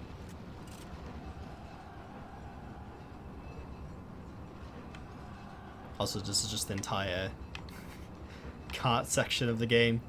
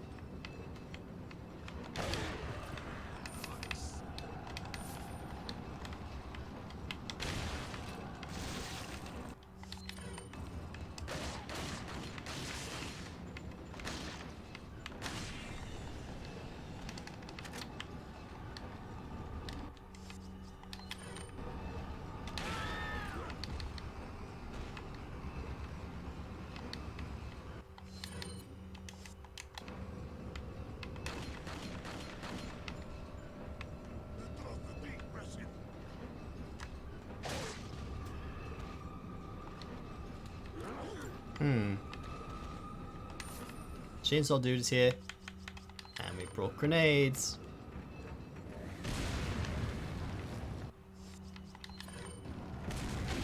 Oh, never mind. Those grenades actually do nothing.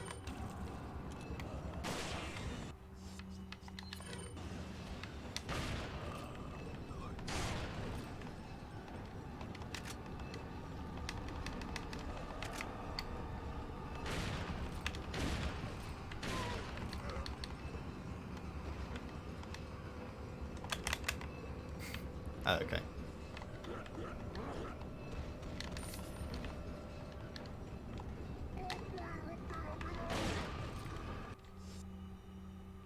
I don't know if that'd be a very exciting book.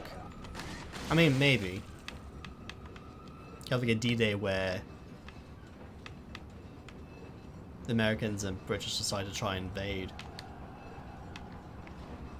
mainland Europe. That could be exciting, but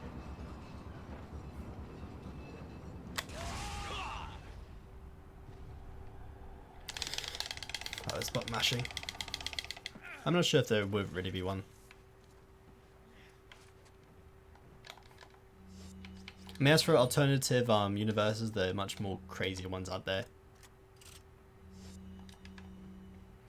Like, speaking back to the Civil War, there is actually a alternate universe novel that is, how do I put it in words? It's when the Soviets go back in time, which is already the premise for Command and Conquer, and go to the American Civil War to supply the South with Kalashnikovs to win. It's if you want to look it up, it's called Guns of the South, and it's like it's a bizarro alternate history novel, which as you could tell, it's a bit crazy already.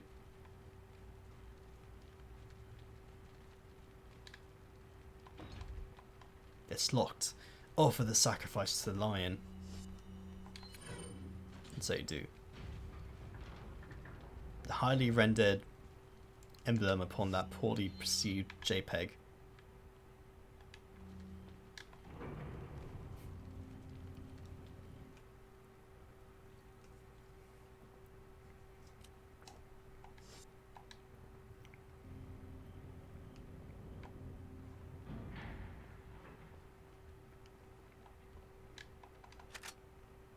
So why the Soviet Union helped the South?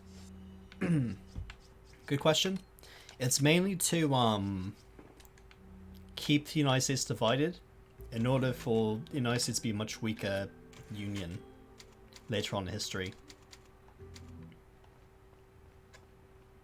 That's the idea anyway.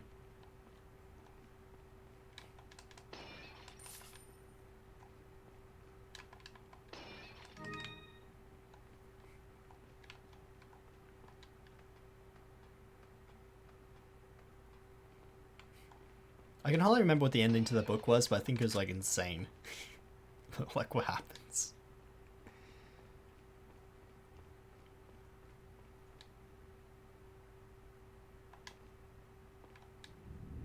Also, here's another weird part of the game. But Midget Napoleon has his own statue.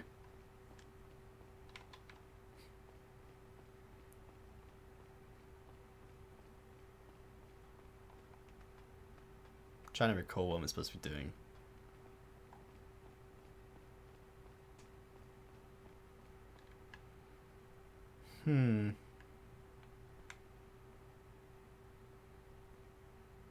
Oh, right. Okay. I'm getting ahead of myself. There we go. And now the hands come.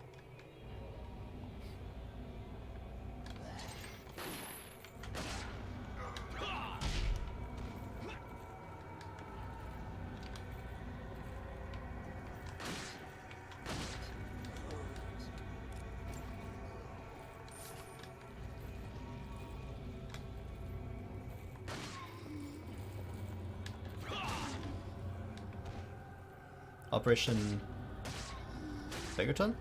No, I don't. What is it?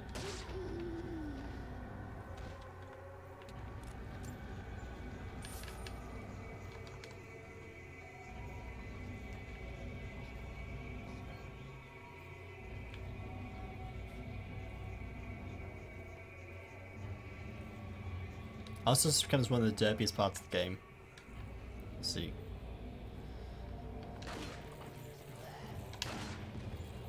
Because what you can do is keep people going up and down with the hands.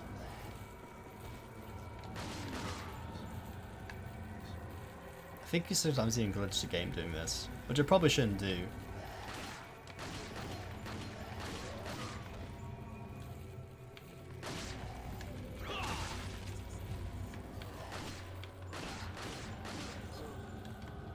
Yeah, as you see, the mace was stuck there because the game doesn't know where to put his enemies.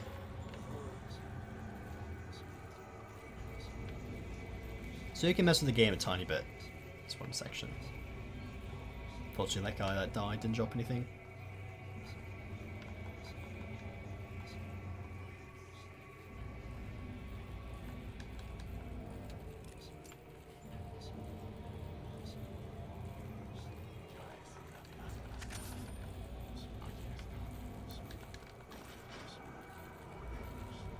So what was the Soviet plan?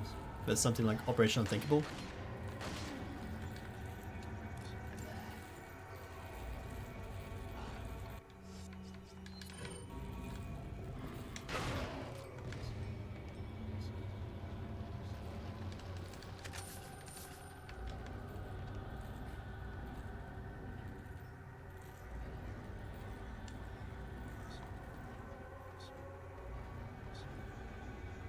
Oh no, did I screw it over? Did I screw this up?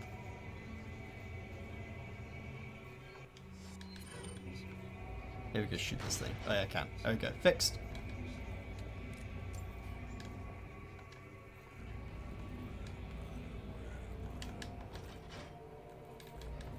Glad to know. Any problem I have with Levi, I can just shoot it.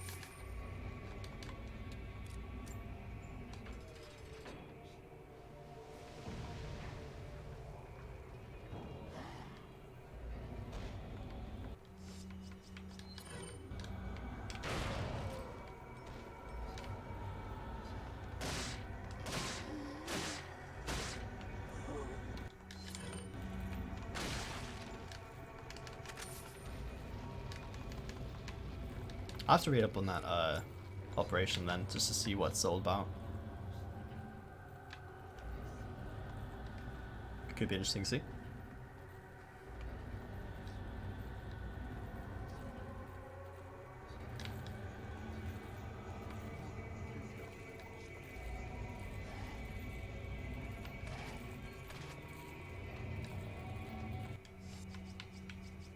So now they do the snipe.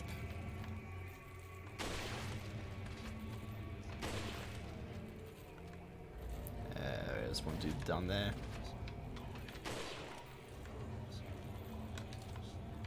I think that must take care of everyone. Anyone that's ever important to Leon to kill.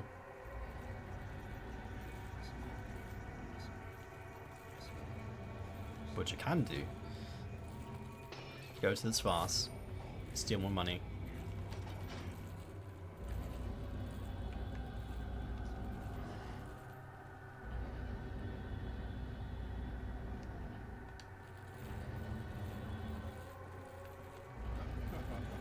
Oh.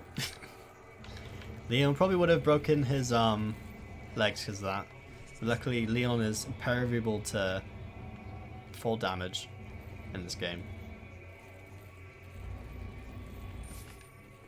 Which is great.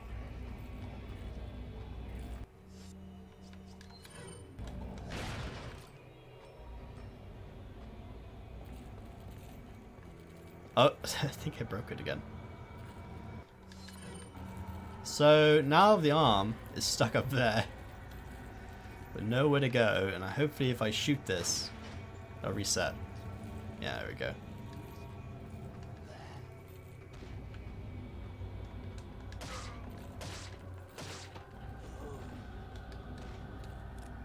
Seven is the right.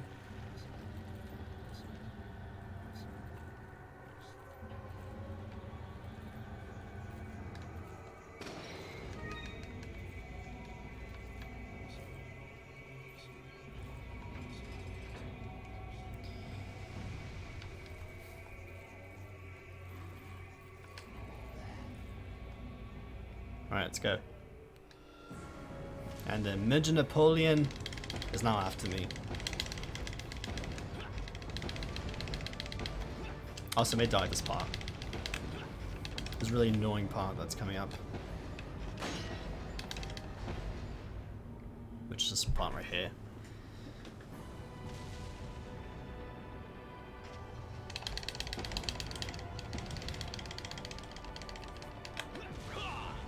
And yeah.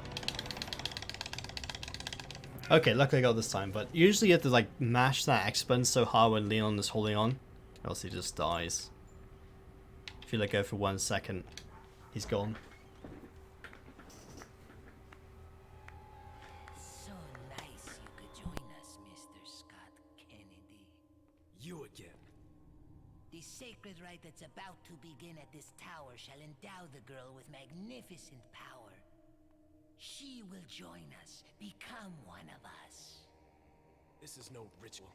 It's terrorism. Isn't that a popular word these days? Not to worry. We've prepared a special ritual for you.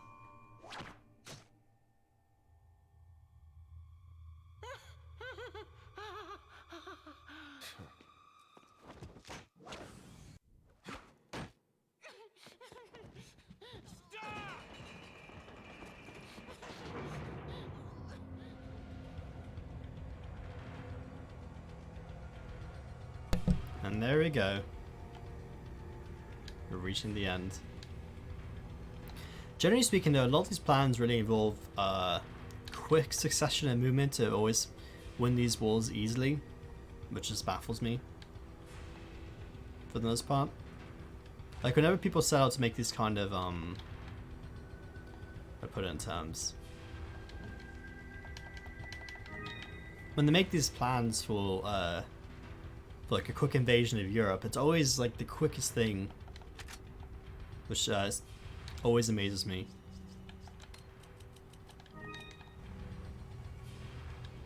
And it's so unrealistic too. But people don't really like realistic goals, especially when it comes to military plans. It's always about the quickest way to win the war with the fewest amount of casualties, and it almost never works, ever.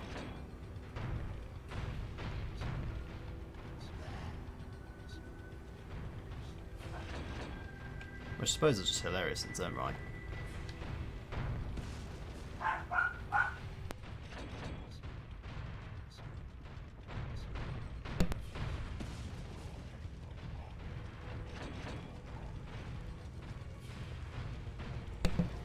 Okay, also,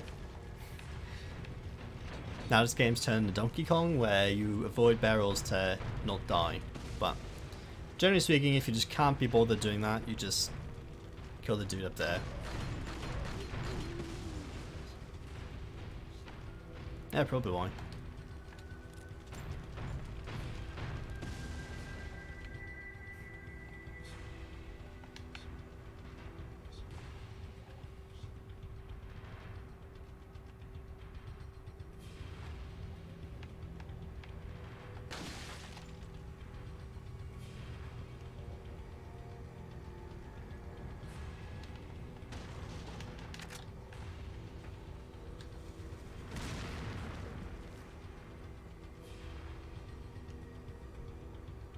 Yep, that was Operation Unthinkable.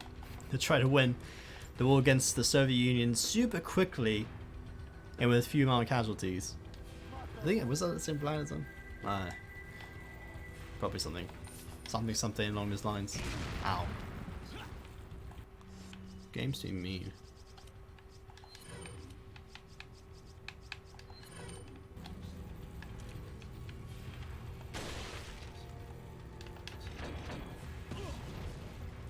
Oh, okay. Makes sense, game.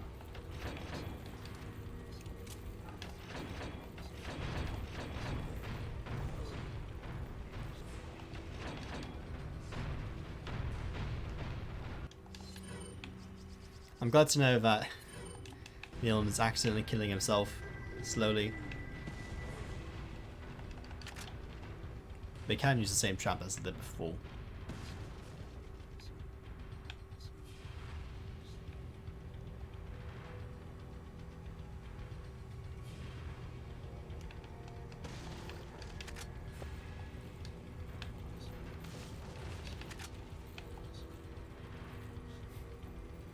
Well, to be honest though, the Soviet Union did have the largest army in the world at that time, so...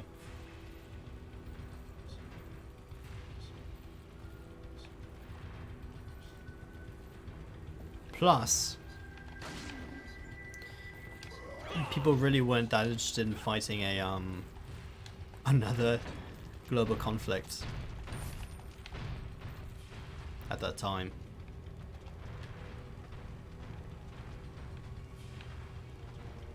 Especially since the, World War II kind of devastated a lot of stuff. Kind of destroyed a good portion of the world's infrastructure, at least in Europe and China.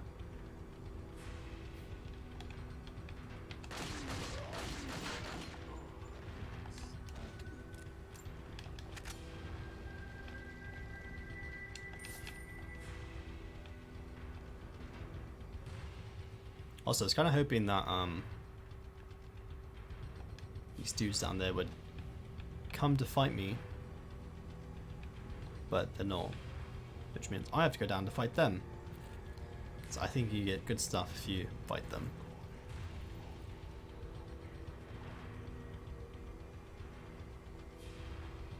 And those are words.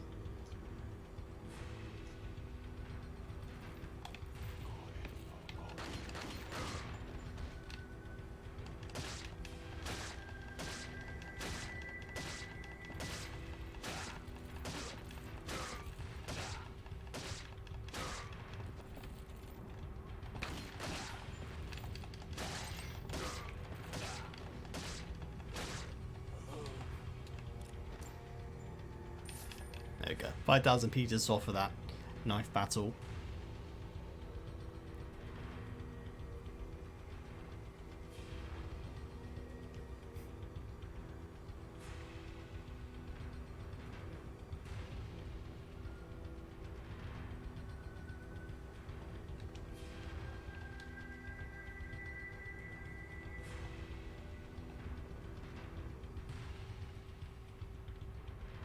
Okay, now here comes the as I probably mentioned before and a lot of times in this game, a very annoying part. But first off, we need to do this.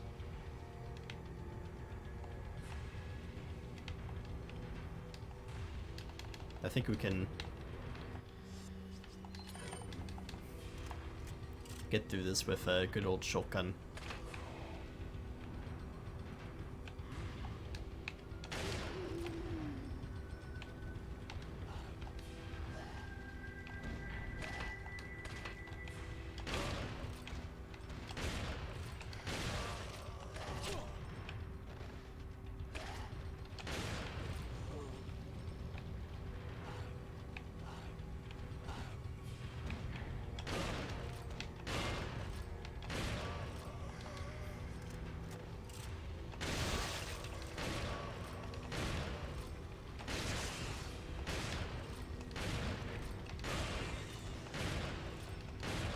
Go.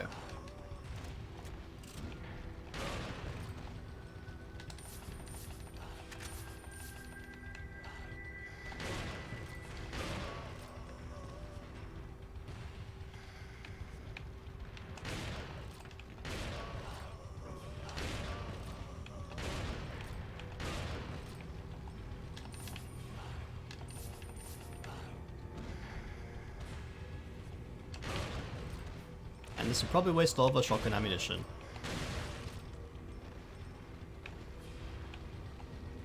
Nearly all of it.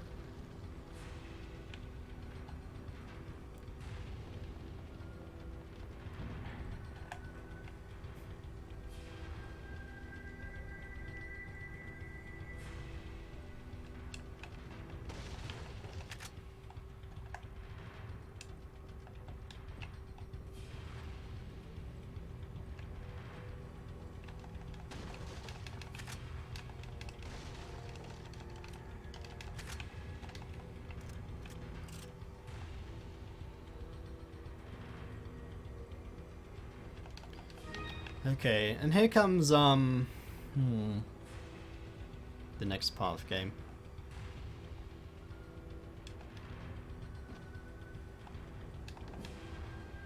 That's all I'm gonna say.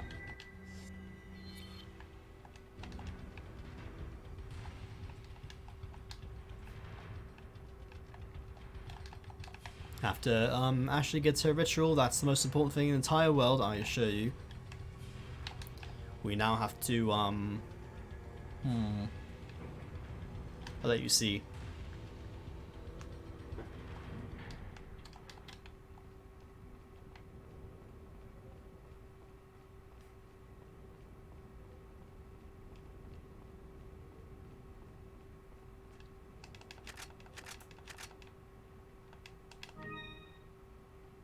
Welcome. Got some rare. What are you selling? Is that what are you buying? Thank you. I think that's all the upgrades we can get. Unless you want to upgrade the Rook and Butterfly, but I just Come back. can't be bothered.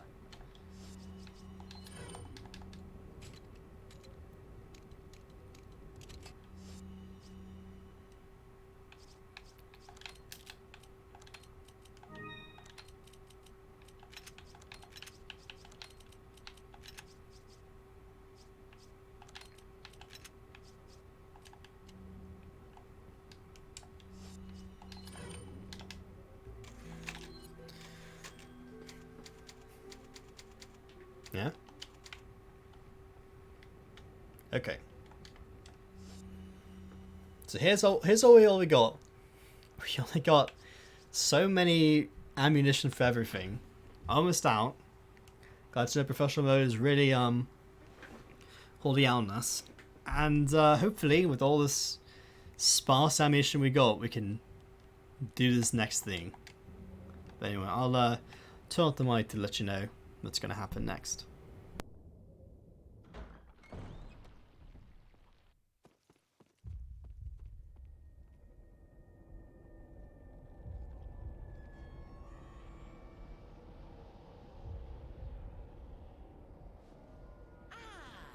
You just missed her. The ritual is over. She left with my men to an island. What?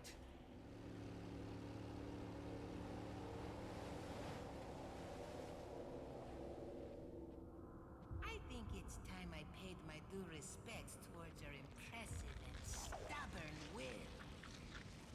Mr. Kennedy, welcome.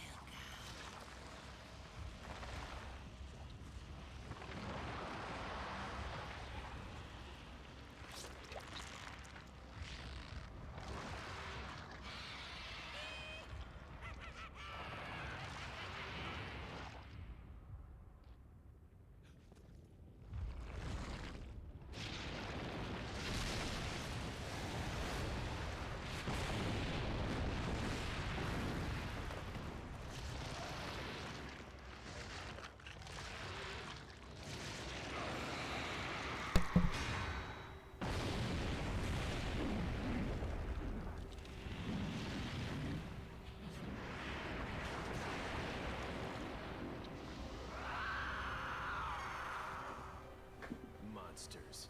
Guess after this, there'll be one less to worry about. There we go. Like most things, I may die.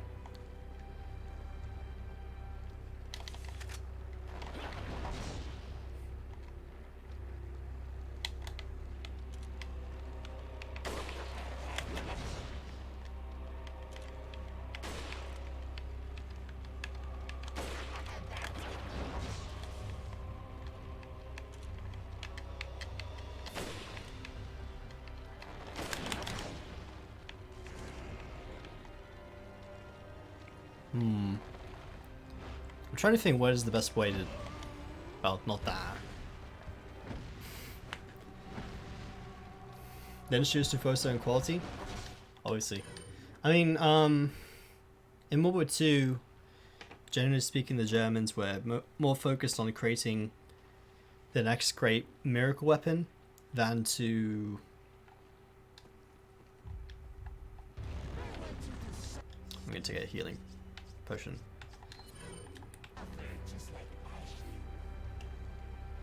They're too focused on the next miracle weapon rather than trying to just create a weapon that would last sufficiently throughout the war.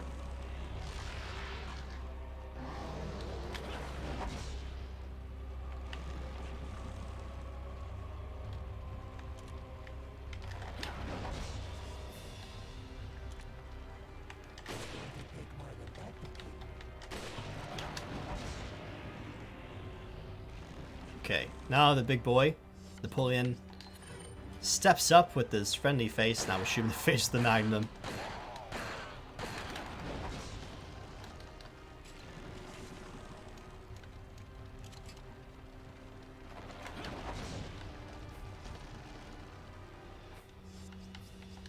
And that's essentially what we got to do for the rest of the boss battle.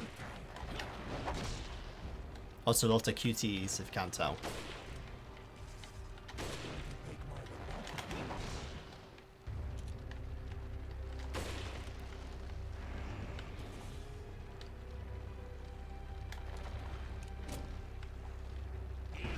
Ow.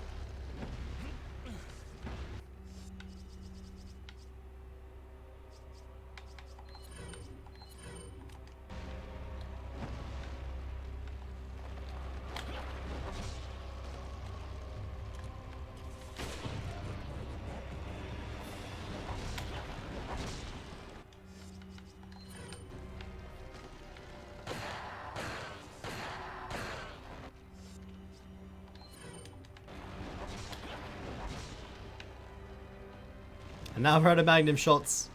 Now it's up to rest of whatever ammo we do have to win this battle.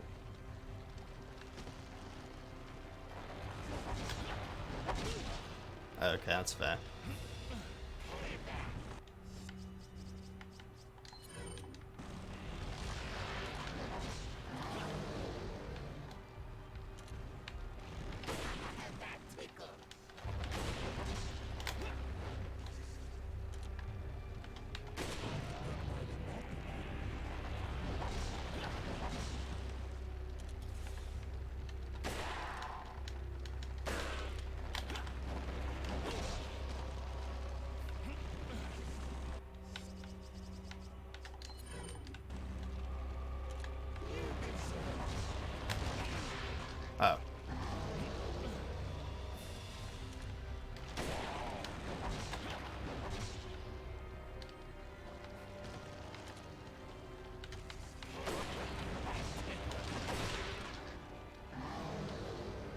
Okay, nice dodge there.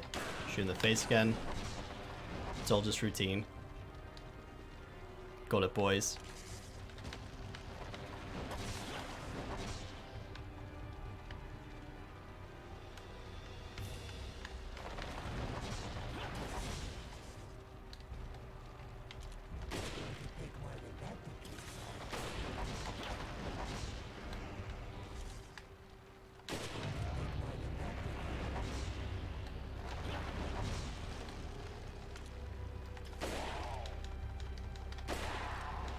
Can do it one more time.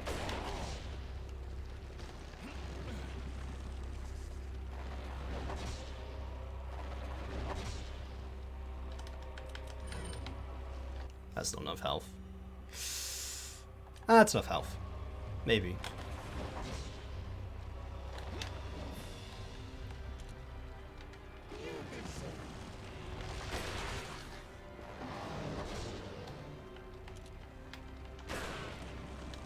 God, how many shots he actually takes.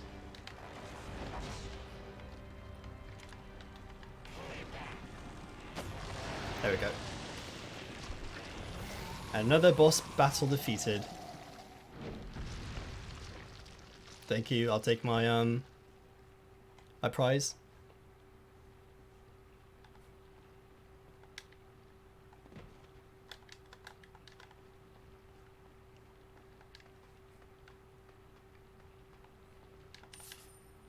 $50,000 pizzas. Thank you.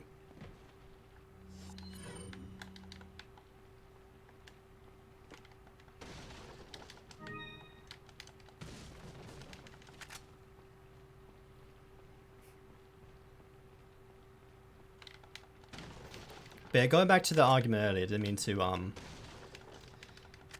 cut it off. Just got a bit distracted by the boss battle, but generally speaking, compared to the Russian economy, where it all just was focused on mass production of one thing over and over again, the Germans simply over time wasn't able to really catch up, like you mentioned, to how much the enemy was producing. Plus, let's not forget that Germany was at war with most of the world in comparison to other nations that weren't at war with most of the world.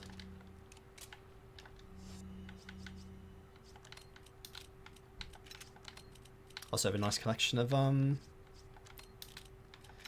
first aid sprays here.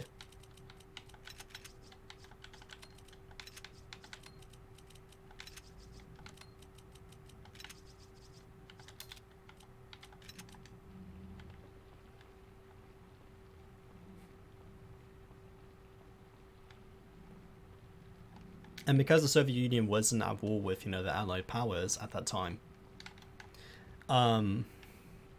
other countries had greater access to resources to create more tanks, planes, and the fuel to use them. And so that's also what helped Germany lose the war, relatively speaking.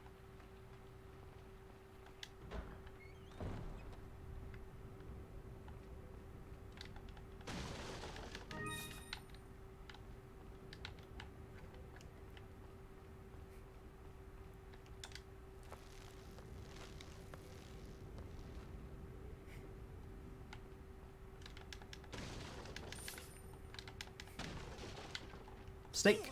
That's great.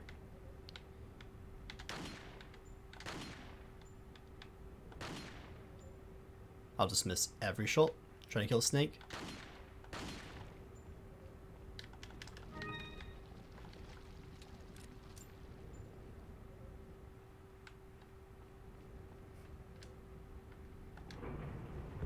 I mean, wasn't the big problem with the German army is having all the production parts to maintain all the tanks that they had? Because if you had so many models and so many different tanks, it became relatively difficult to have spare parts to interchange for the vehicle. Plus, not to mention many of the tanks did freeze in the winter. Same problem with the Japanese with many of their fighter aircraft. Because there's so many different fighter planes, they generally just didn't have spare parts for anything. with any of them. Sales straight. What are you buying? Or if they did, it was very difficult to maintain or adequately have good maintenance on the airplane. Anyway, so once you get to a certain point in the game where you upgrade everything for the gun, like the Red 9, you can get an exclusive upgrade, and I'm not sure if you can be able to do it for all of the weapons, but the one for the Red 9 is actually a really good upgrade. So for the exclusive thing you can do is improve the firepower from 3.7 to 6.5, which is a significant improvement over it. And since it was extremely expensive, as you could see, it's something that that's sort of generally why you don't want to buy weapons you not going to really use later on. You want to just save up for the best weapons in the game, because it'll get to a point in time where you don't have the money to get the supreme upgrades for all the best weapons. So anyway, there we go.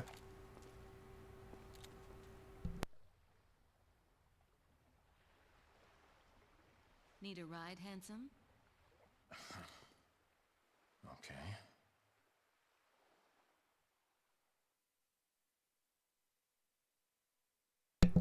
Also, kill count has gone up to 694, which is a lot of people.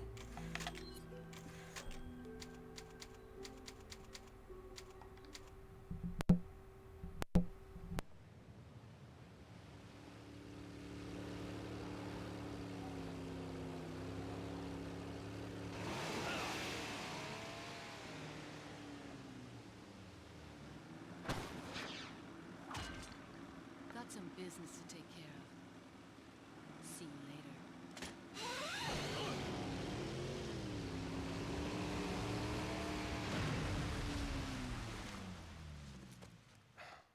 Women.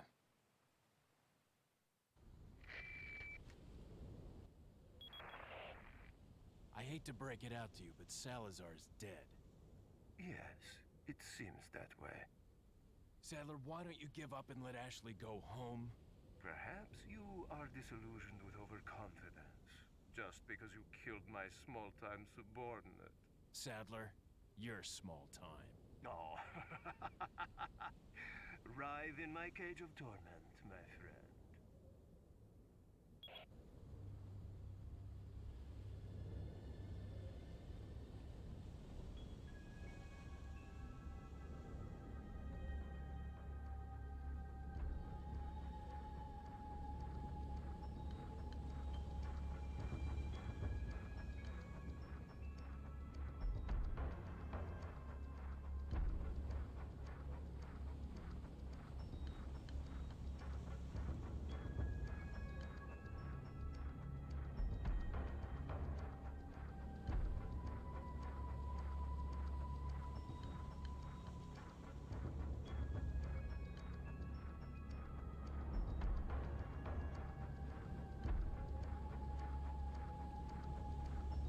Okay, back. I'll use this as an extra opportunity to go and relieve myself of stuff. But regardless, though, here's the next part of the game. So we went through the village, we went through the castle. Now, prepare for the island, which is really just a military base.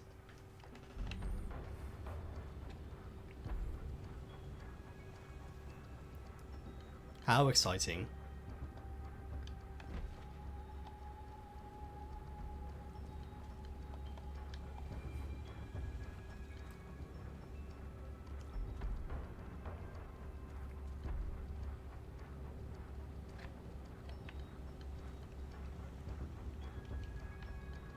Anyways, we're almost done with this game, ironically. Unless you want to do the mercenary part, which wouldn't be a bad part to do. But for the sake of the campaign, probably do Simon Ada and then the other the like, and then probably done. Probably.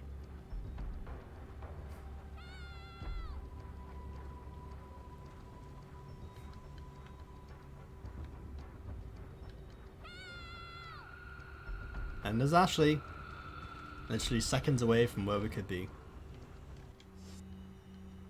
Also, never organized my inventory at all.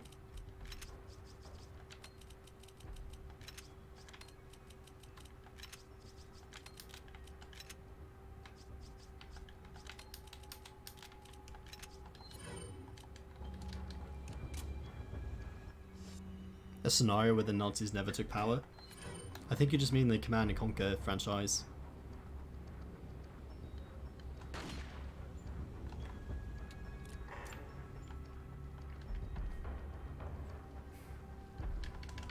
Because the Command and Conquer, the story behind it is that...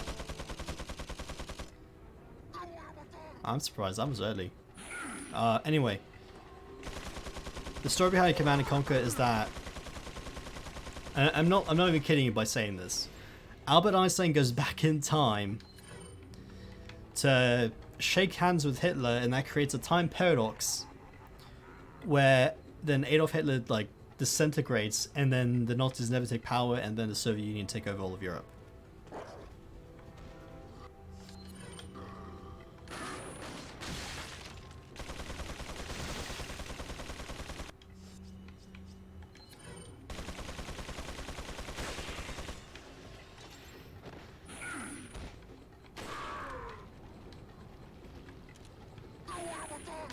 Also, this is the part of the game where enemies actually start sorta, but not really, getting weapons for themselves. Including this big dude with the chain gun, minigun. And all you gotta do is just chain shot him over and over again with a sniper rifle. That's how you usually kill him.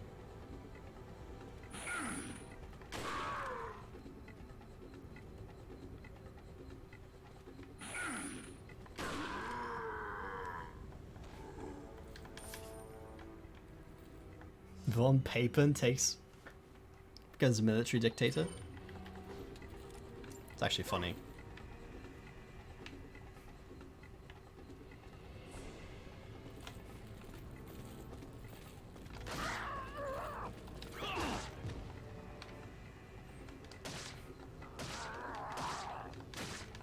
But what if the Weimar Republic just stayed intact the whole way through? What if the world was made safe for democracy?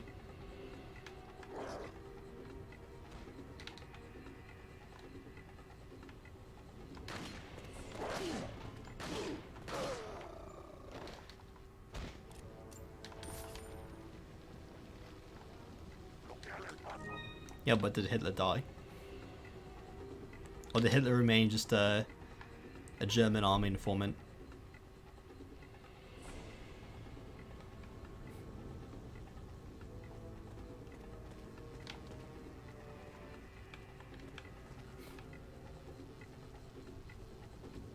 Those are the real questions here.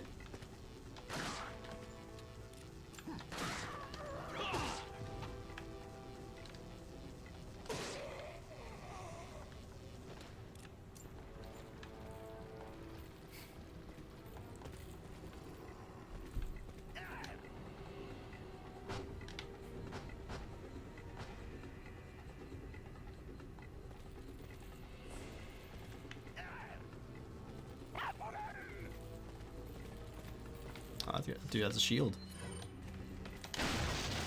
Ironically, they get rid of the spikes once you get to the military base. Just not medieval enough. But they did replace the armaments with construction hats, so that makes sense.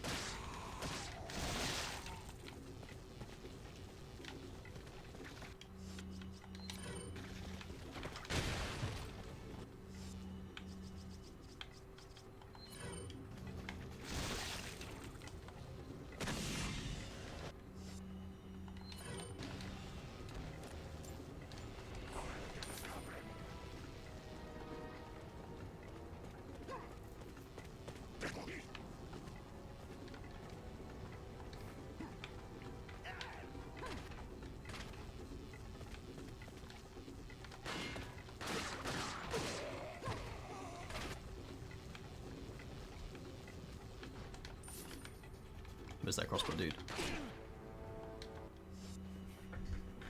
He had no chance to win.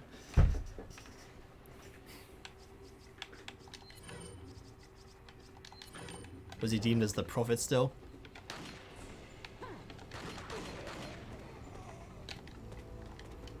I think a better question to ask though, for like a good what if, would be what if the First World War continued, and German forces were pushed back to France. I mean, to Germany, out of France. I mean, because the German army would then believe that the army wasn't perhaps adequate enough to win the First World War. Instead of being seen as a stab in the back by the politicians, it could have been seen as the German army ultimately failed in the achievement to win against the Entente.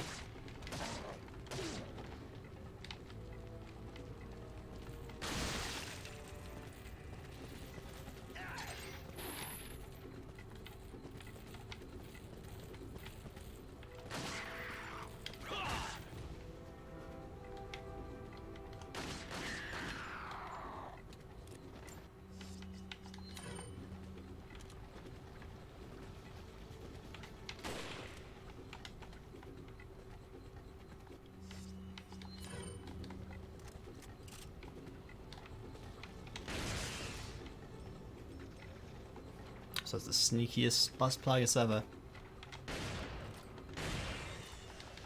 But not sneaky enough.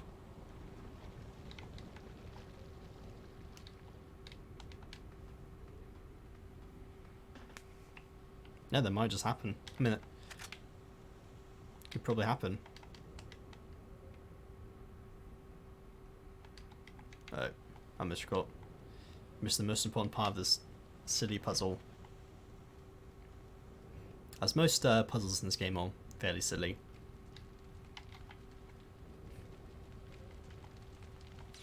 Okay.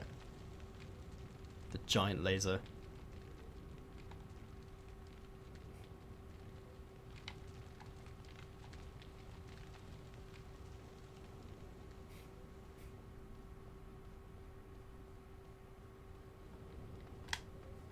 Resident Evil 4 is the most nonsensical puzzles in this entire game. But it's a long-standing tradition for Resident Evil games everywhere to have very obscure puzzles in order to enter and get through areas.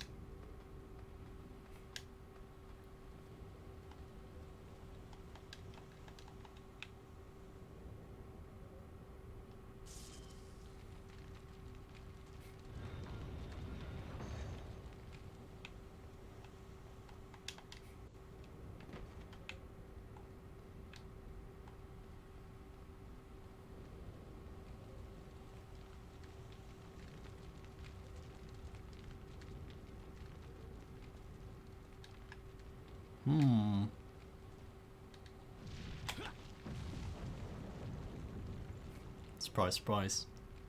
Leon does it again.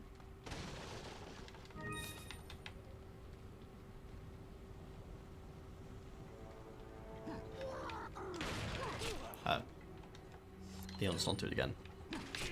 He does not do it again.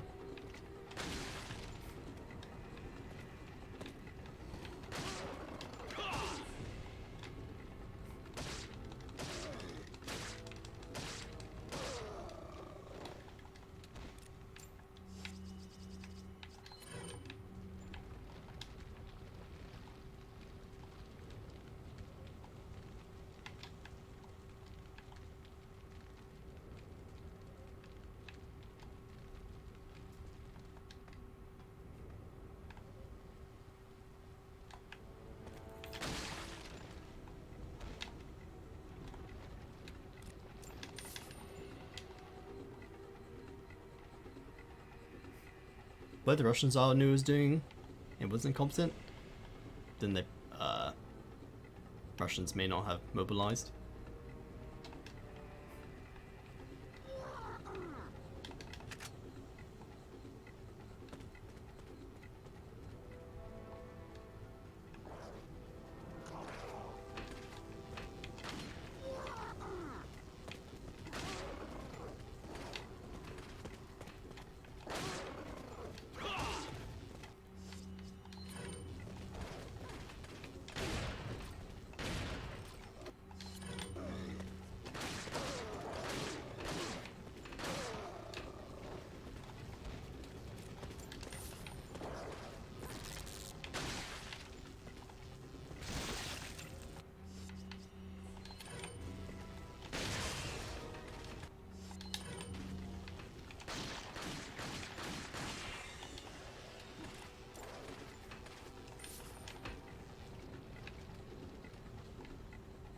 Ooh.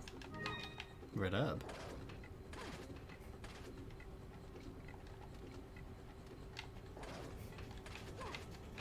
I still like how, even though the crossbowmen can't see me, they still want to try and shoot at me. As if it's going to do something. So all they're doing is literally shooting at rocks.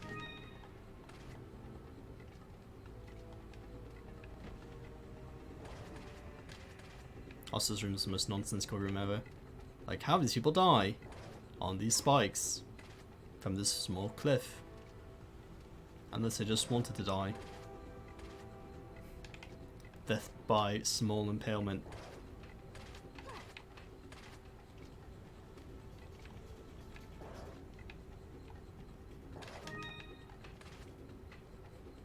I think that's all there is here.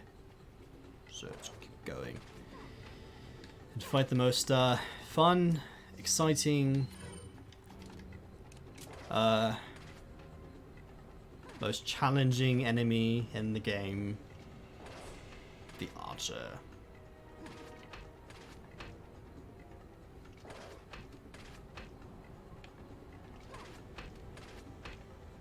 I can remember what. Yeah, on my face.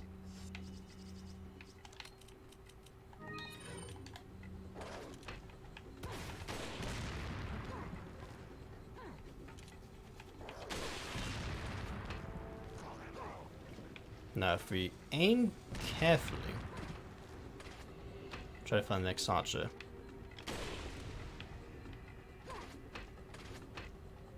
Try again there.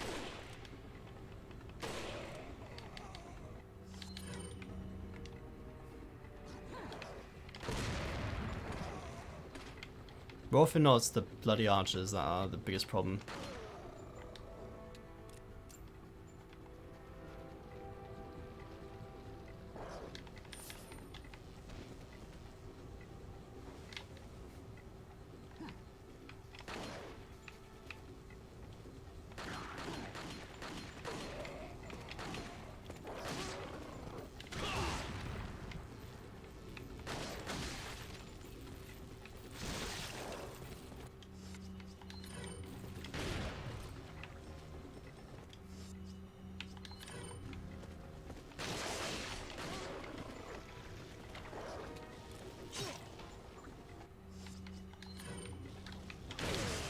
Go.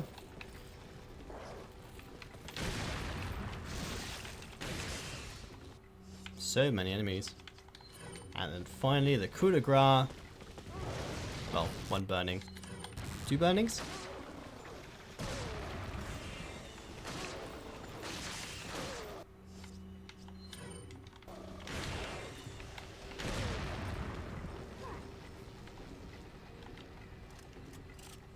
I think that covers it.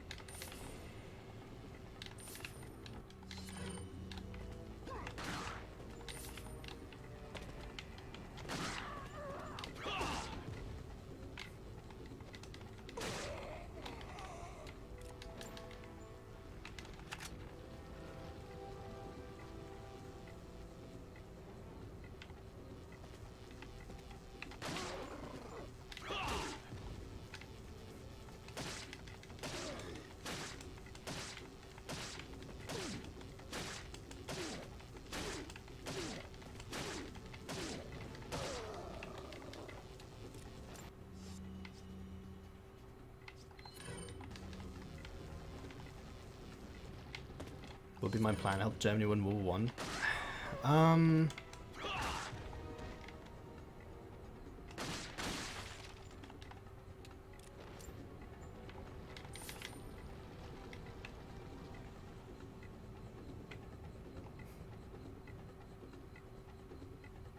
Difficult question. I think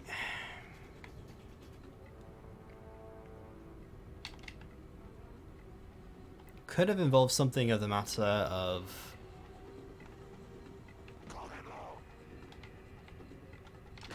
perhaps fighting a less adequate Russian army first, then go for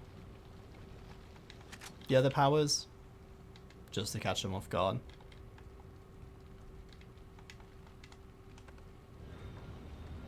But generally speaking, the best way to fight the wolves is to not fight it at all.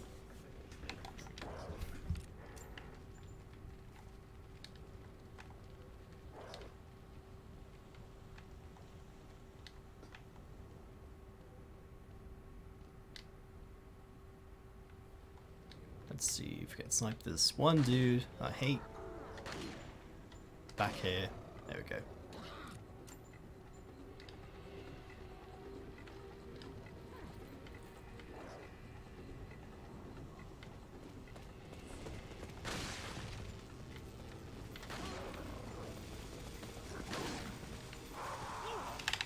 No. You. Okay. If I died there, I would have been the most unhappy person in the world. But luckily, that didn't happen.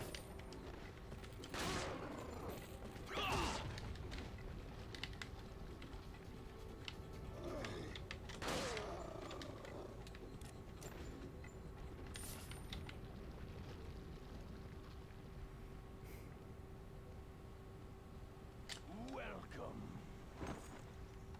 The game almost got me. Yeah, what are you selling? Is that what are you buying? Thank you.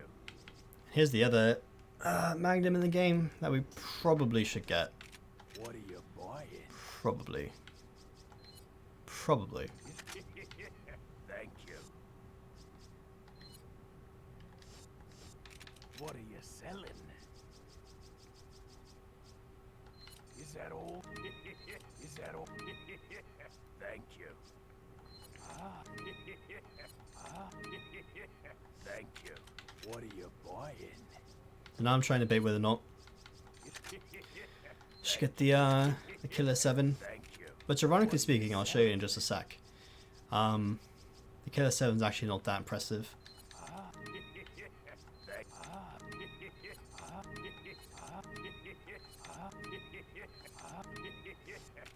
What are you buying? You can also improve the sniper rifle to be super fast with its shooting speed, but I don't know if we're really going to upgrade that. That doesn't seem like something I What are really you selling? am that interested in doing. What are you buying? What are you selling?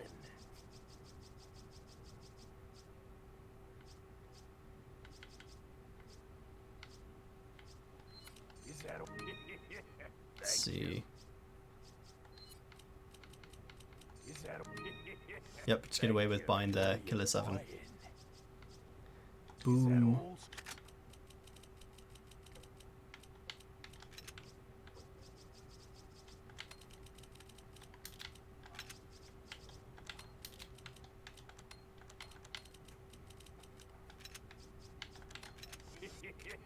Come back anytime. Okay. So the most interesting thing about the Killer 7 is that it's literally just it resembles a different gun.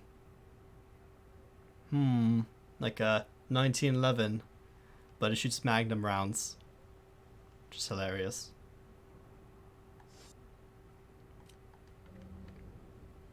Also, wait, can I upgrade the Killer 7? What are you buying? Be great if you could. But I don't think you can.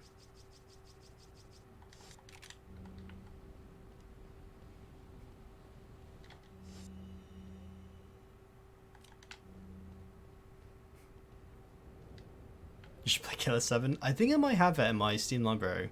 I have to check. Let me actually see.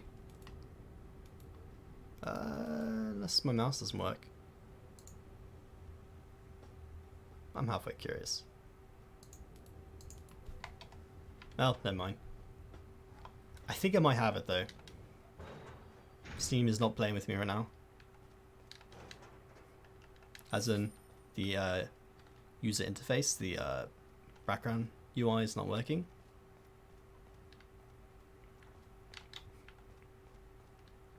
But it does seem familiar in my library, so I have to check.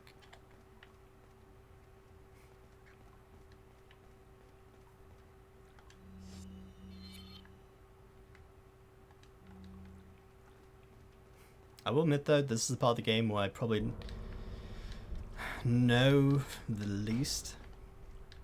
Well, I know enough how to get by.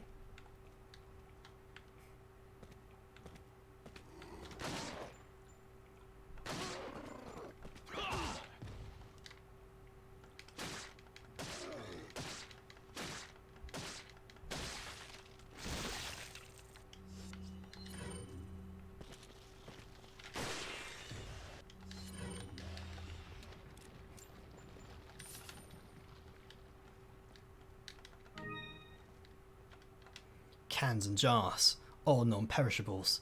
Reminds me of the day of ORE.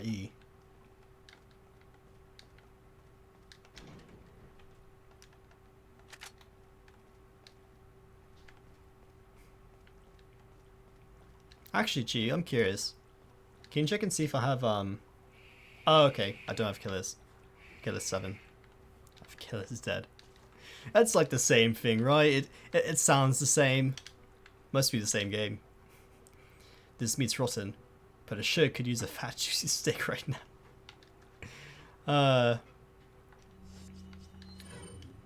Gotta love Leon's antics.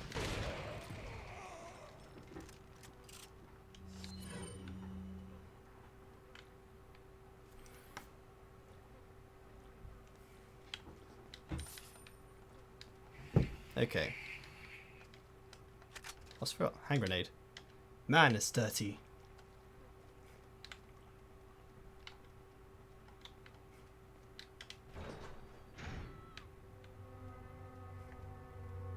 Now, if I can recall correctly, I'll need my sniper rifle. There we go.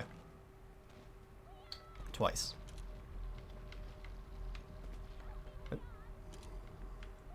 Smart for the camera.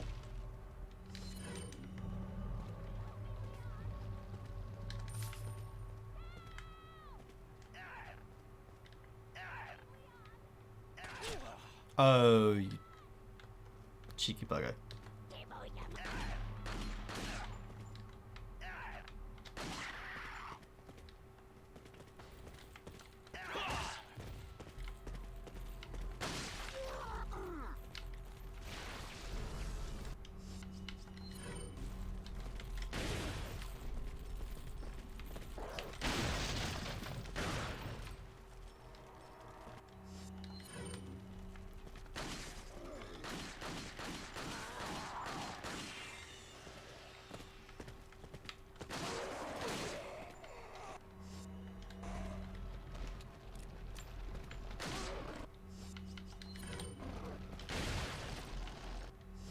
And let me guess, there's a good old, yep, there we go.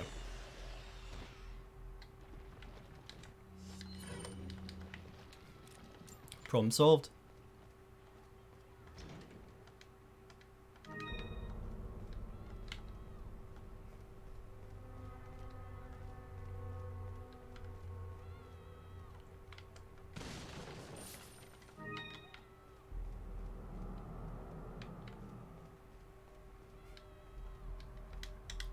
What in the world were they eating here?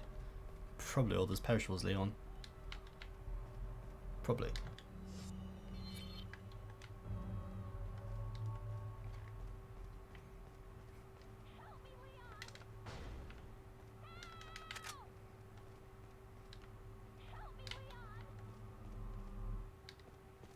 Ashley.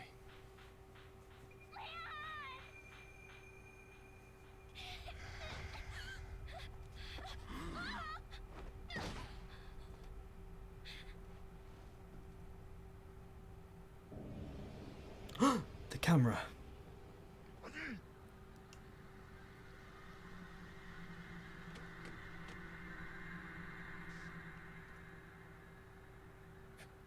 Amateurs.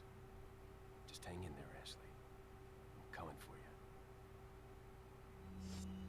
Which for some reason, the guards in that room somehow suspect that someone is watching them through the camera. But the camera probably not. I don't know, does the camera show that it's showing that the camera's working? But they turn off the camera. Oh no, they use their Spider-Man powers to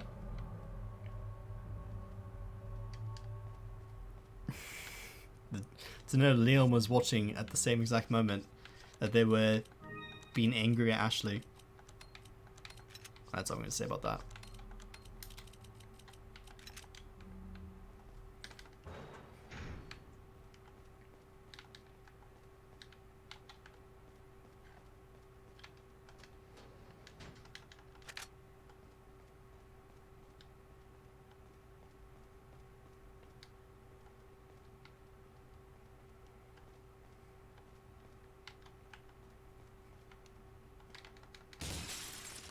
But Ashley is the type of person that doesn't want to. She really wants to escape the prison that she's at, so she's very vocal about it. Got some rare. What are you buying? Okay, yeah, now we can also upgrade the Killer 7. And this is the part of the game where we're going to start running out of money, ironically. Yeah. What are you selling? So everything we've kind of been saving up for, we now get to just waste. Because we have all the weapons that, all the stuff that we need. Thank you.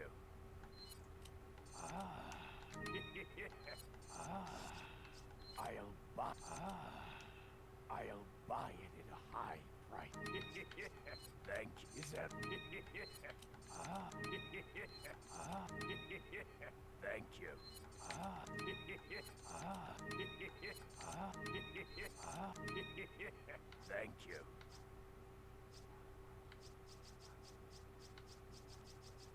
I think it's all the things that we're gonna sell for now. I hope you like the The good gun's Matilda. That is a good gun, but you don't get the Matilda till you beat the game. Thank you.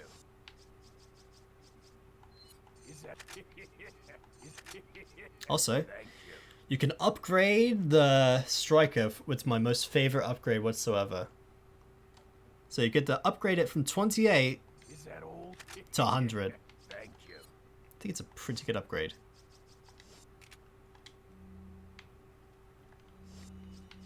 So now we just have 100 rounds in this striker. Which I think is a bit much. It's pretty good. It's a good upgrade since, you know, we're kind of running out of ammunition at this point. But it's good to have for the moment. Yeah, yeah. Don't worry, my dude. It's a pretty good one. It's Leon's signature.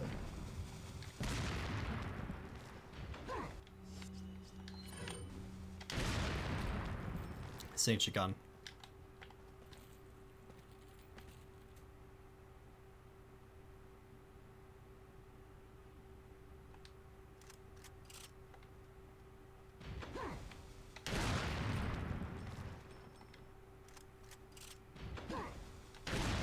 It's like the weirdest part of a game.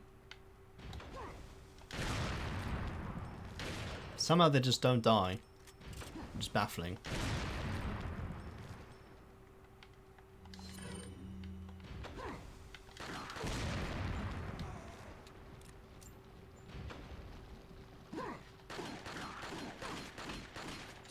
Ow.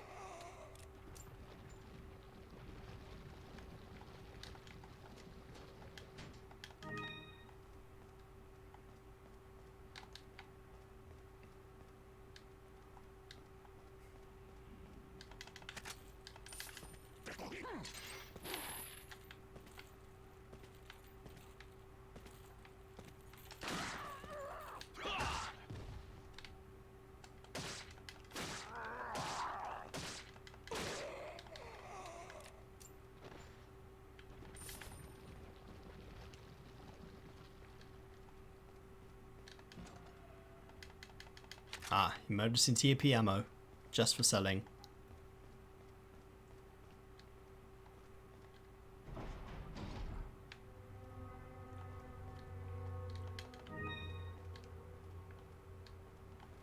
So for anyone who's more or less familiar about the game, what would be your opinion about the freezer part of the game, where you have to kill certain enemies in a freezer and it's really hard and you could die a lot, and overall it's a very sad time. I think this leads back to the main hallway. Yeah.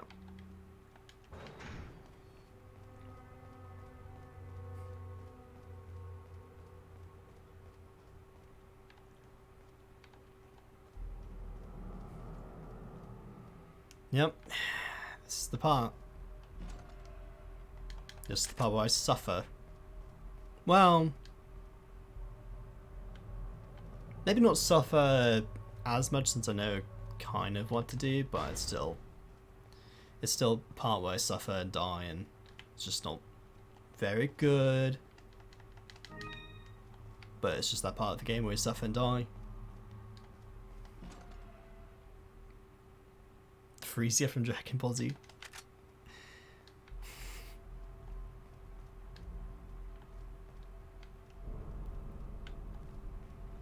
But you know what I'm talking about, Chi, though. Ah, this is like my least favorite. Out of all the enemies in the game, this is probably my least favorite, for good reason. It's the most unsettling enemy.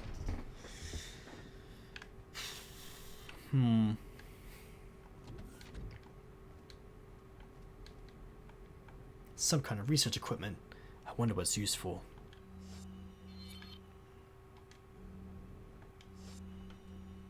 At least I have most the rifle ammunition I need for this part.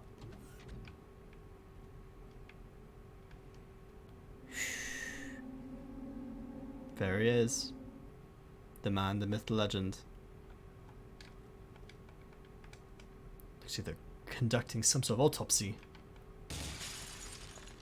There's an emerald though, get. If you dare risk it. I think I can.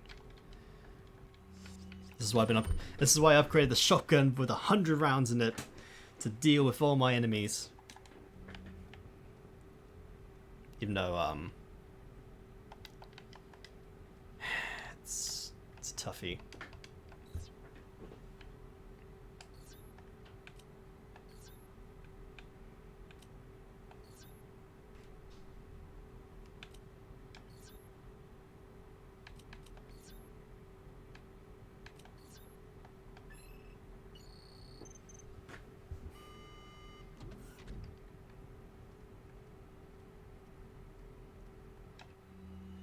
Luis's Memo 3.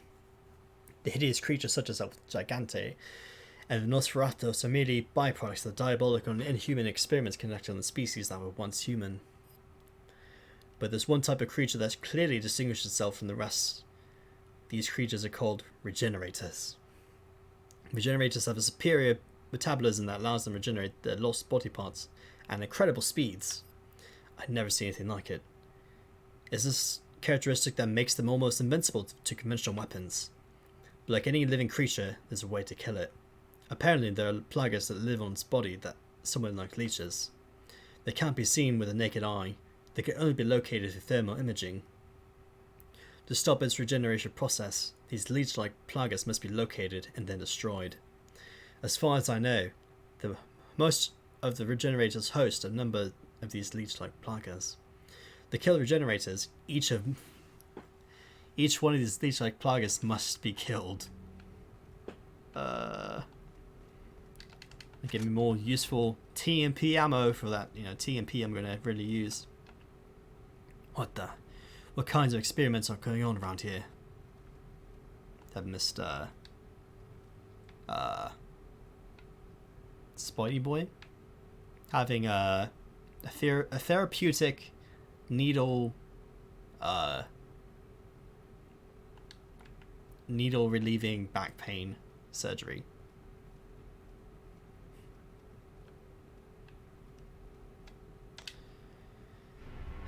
Okay. Here we go.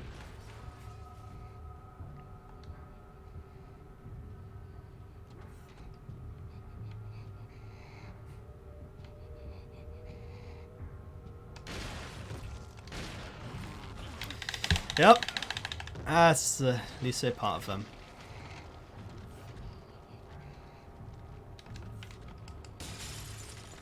Let's grab that emerald and get out of here.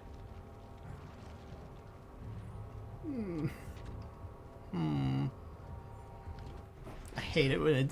Look, I'm fine with them being on the ground and being impervious to any bullet, but once they just jump up on you from being on the ground, that's where I draw the line.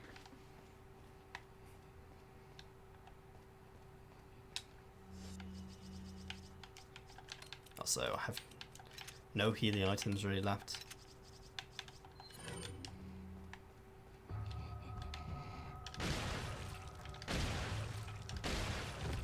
Okay, there we go.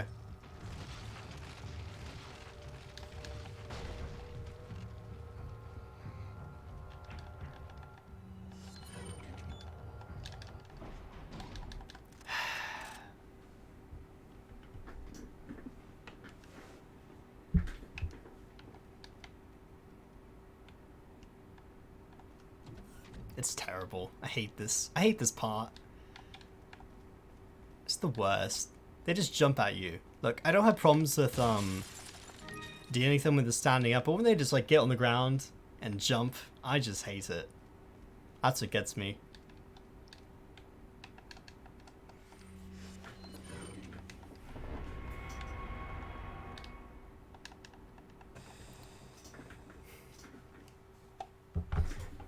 Don't worry, I'll get over it. Like that was the only hard part of this mission, really. Once you get this item here. Oh, I like Leon's nonchalantness about it. These bodies must have been cryogenicized with the parasites still in the bodies. Sucks to be them. I know with it. Well, that's the thing. You don't really know where the thermals are unless you have the scope.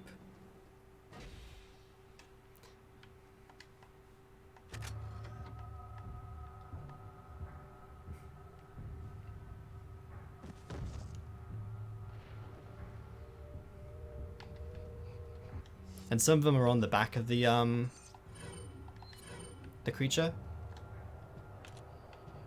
So being honest, just really sad. Okay, can you just quit moving?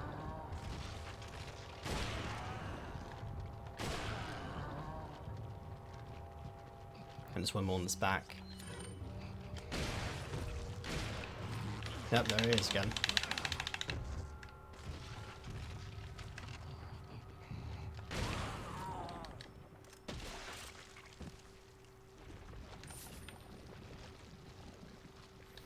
I mean, technically speaking, if you spread out with the shotgun, you might be able to kill it. But it's just too much effort. Plus, you need to be more precise with the sniper anyway. Anyway, here comes round 2. Electric Boogaloo. No, that's not what I want, Leon.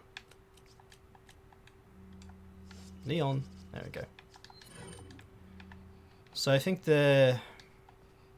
yeah, game spawns 2 of them.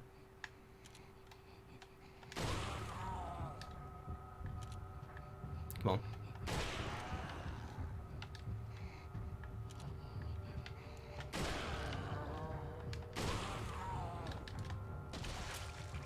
There you go, now they're easy. It's only that one part that gets me. Because you just...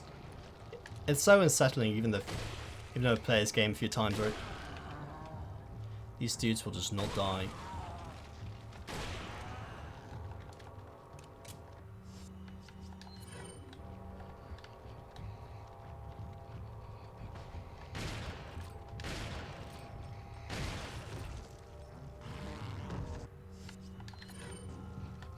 Actually, you know what?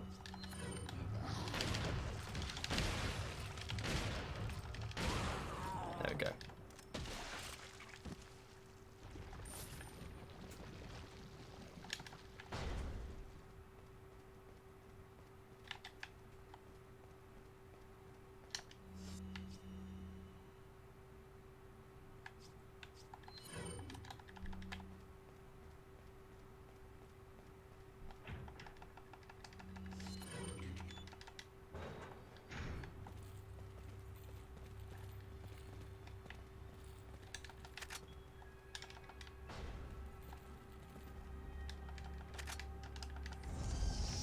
Oh, wrong button.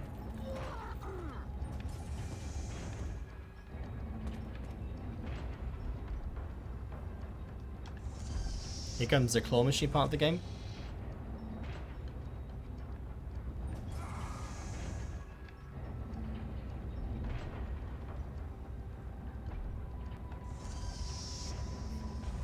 Just another random part of Resident Evil 4.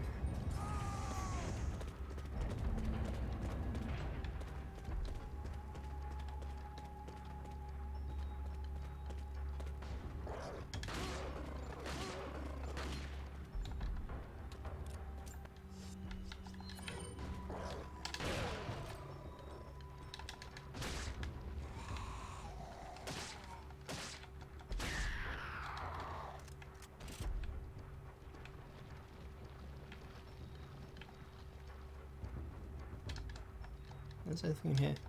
No. Of course not.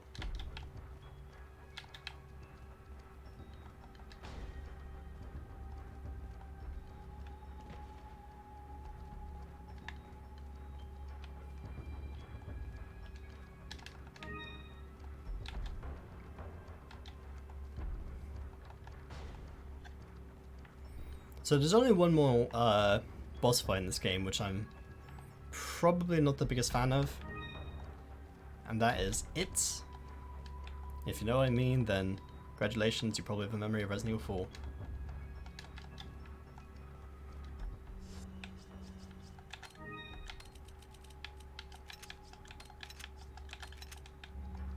I think it is a very annoying boss fight.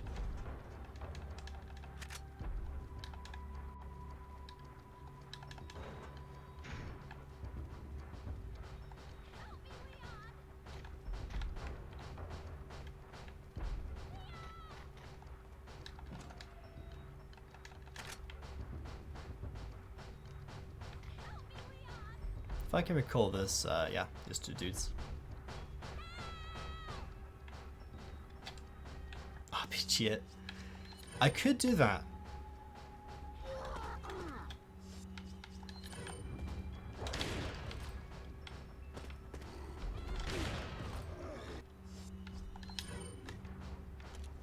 I don't need this.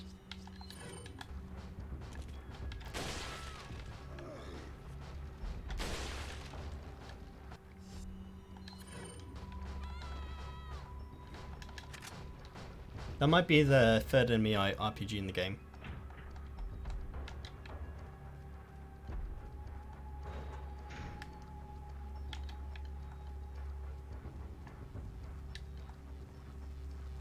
Also, this thing is, this part is kind of annoying, I think. Well, yeah, it's that archer dude.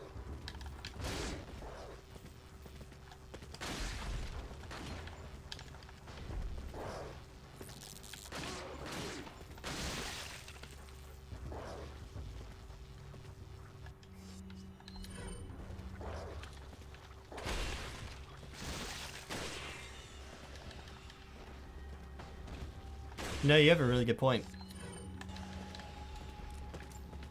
Ashley just uses her magical powers to make as much noise as possible.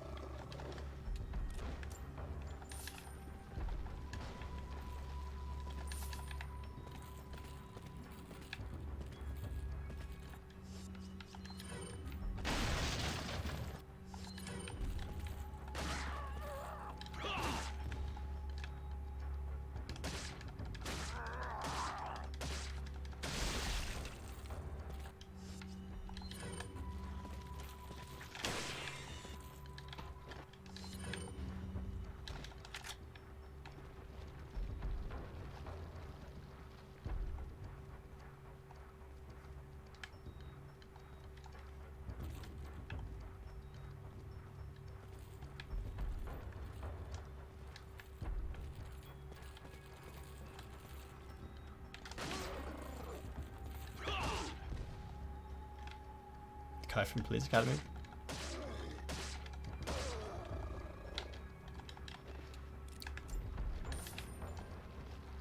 Not sure what the name is for that guy, but I barely remember the movie as is.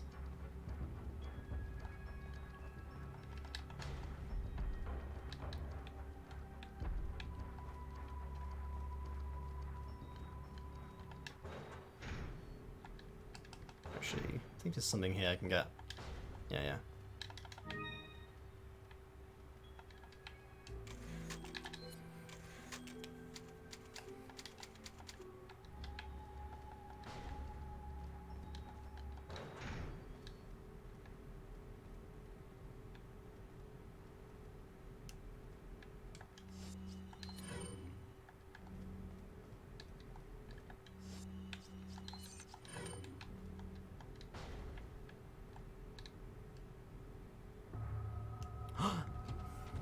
Oh no, it's an enemy dude.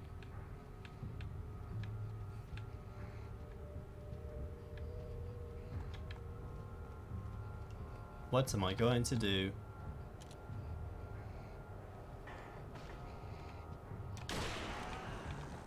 It's very spiky boy.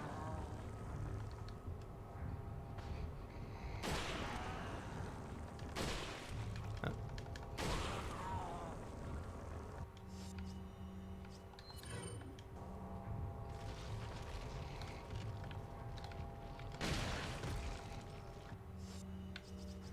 I'm curious.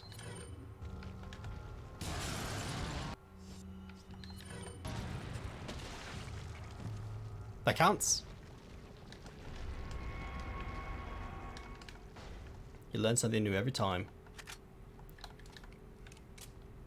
So the one thing that baffles me is that this entire section of the of this room is supposed to be laid out like a boss battle, because you have all these rooms here. You can jump through these windows and escape the dude, but then if you have the scope, you just kill him before he even reaches you. And it's like, what's the purpose of this room?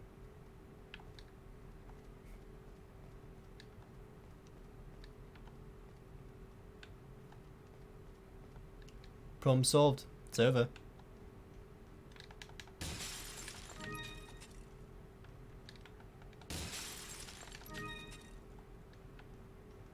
So it's introduced a new enemy type and you just kill it in like 2 seconds. It's the same enemy type as before. Or just more Plagas to kill. The ones here are larger and more grotesque. Ooh. I think that's everything in that room. It's all the stuff we can loot. All the TMP ammo we're definitely going to use and not just sell immediately.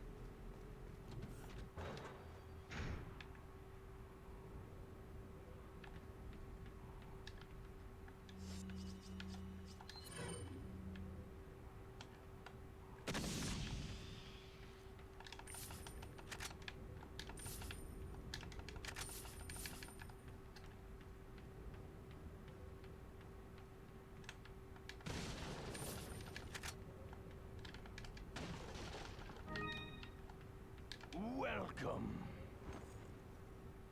Got a selection of what are you selling? Is that thank you. I think we could buy a rocket launcher. It's not out of the question. Or we can upgrade the Killer 7, have more magnums. Come back, Eddie.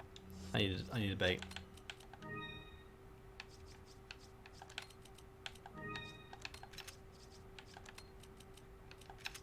And organize.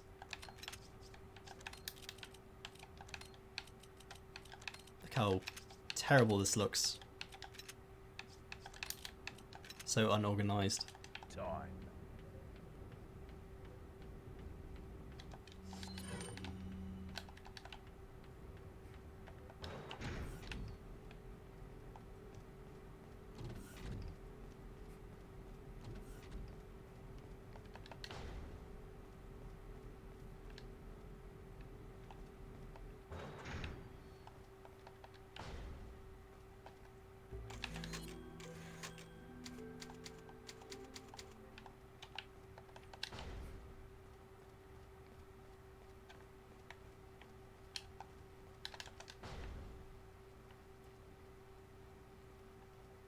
become our friends, Mr. Crossbow.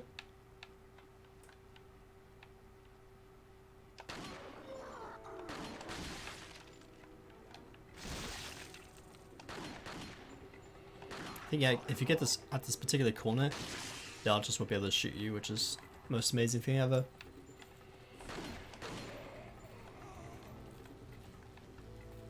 And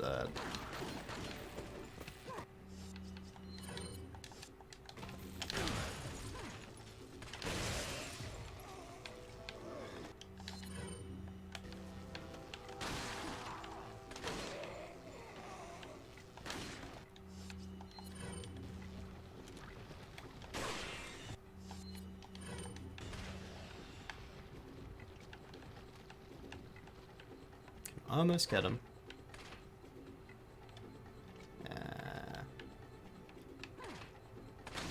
There we go.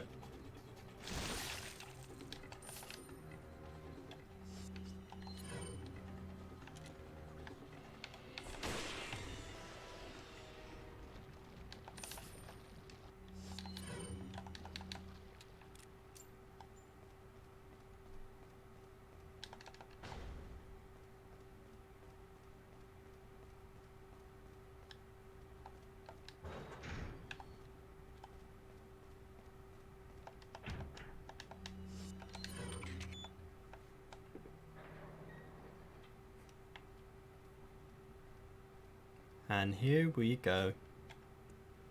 Leon. You okay? Come on, let's get out of here.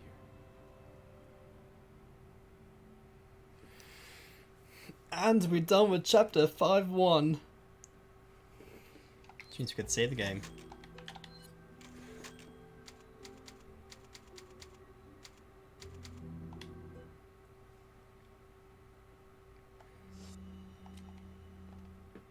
And I think we're out of time today.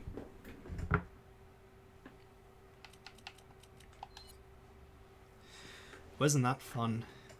And actually next time we'll be finishing Resident Evil 4, ironically. I don't even know if we really have the time to we'll finish it within 3.5 hours, so we'll probably have time to do whatever we want after when it's over, sadly. Actually, no, we'll probably do a Simonator after that. There's only one more chapter after this. This is the last chapter of the game. So generally speaking, the game's almost over. But actually, this won't be the end of Resident Evil 4, because there's still Mercenaries if you really want to do that. I like Mercenaries, but I'm not sure it's the most entertaining thing to watch. But there's Mercenaries, Assignment Ada, and then there's one more after that, I believe.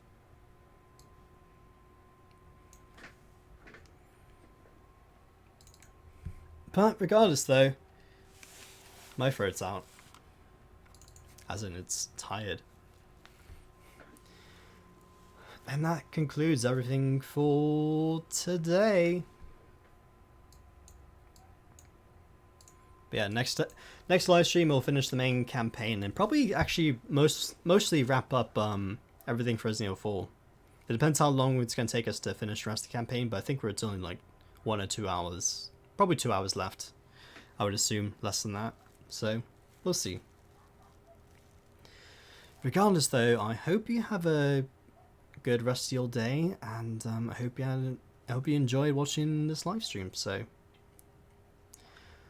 I hope to see you then next week. And it's RedAlphaTails signing off. So I'll see you then, and goodbye.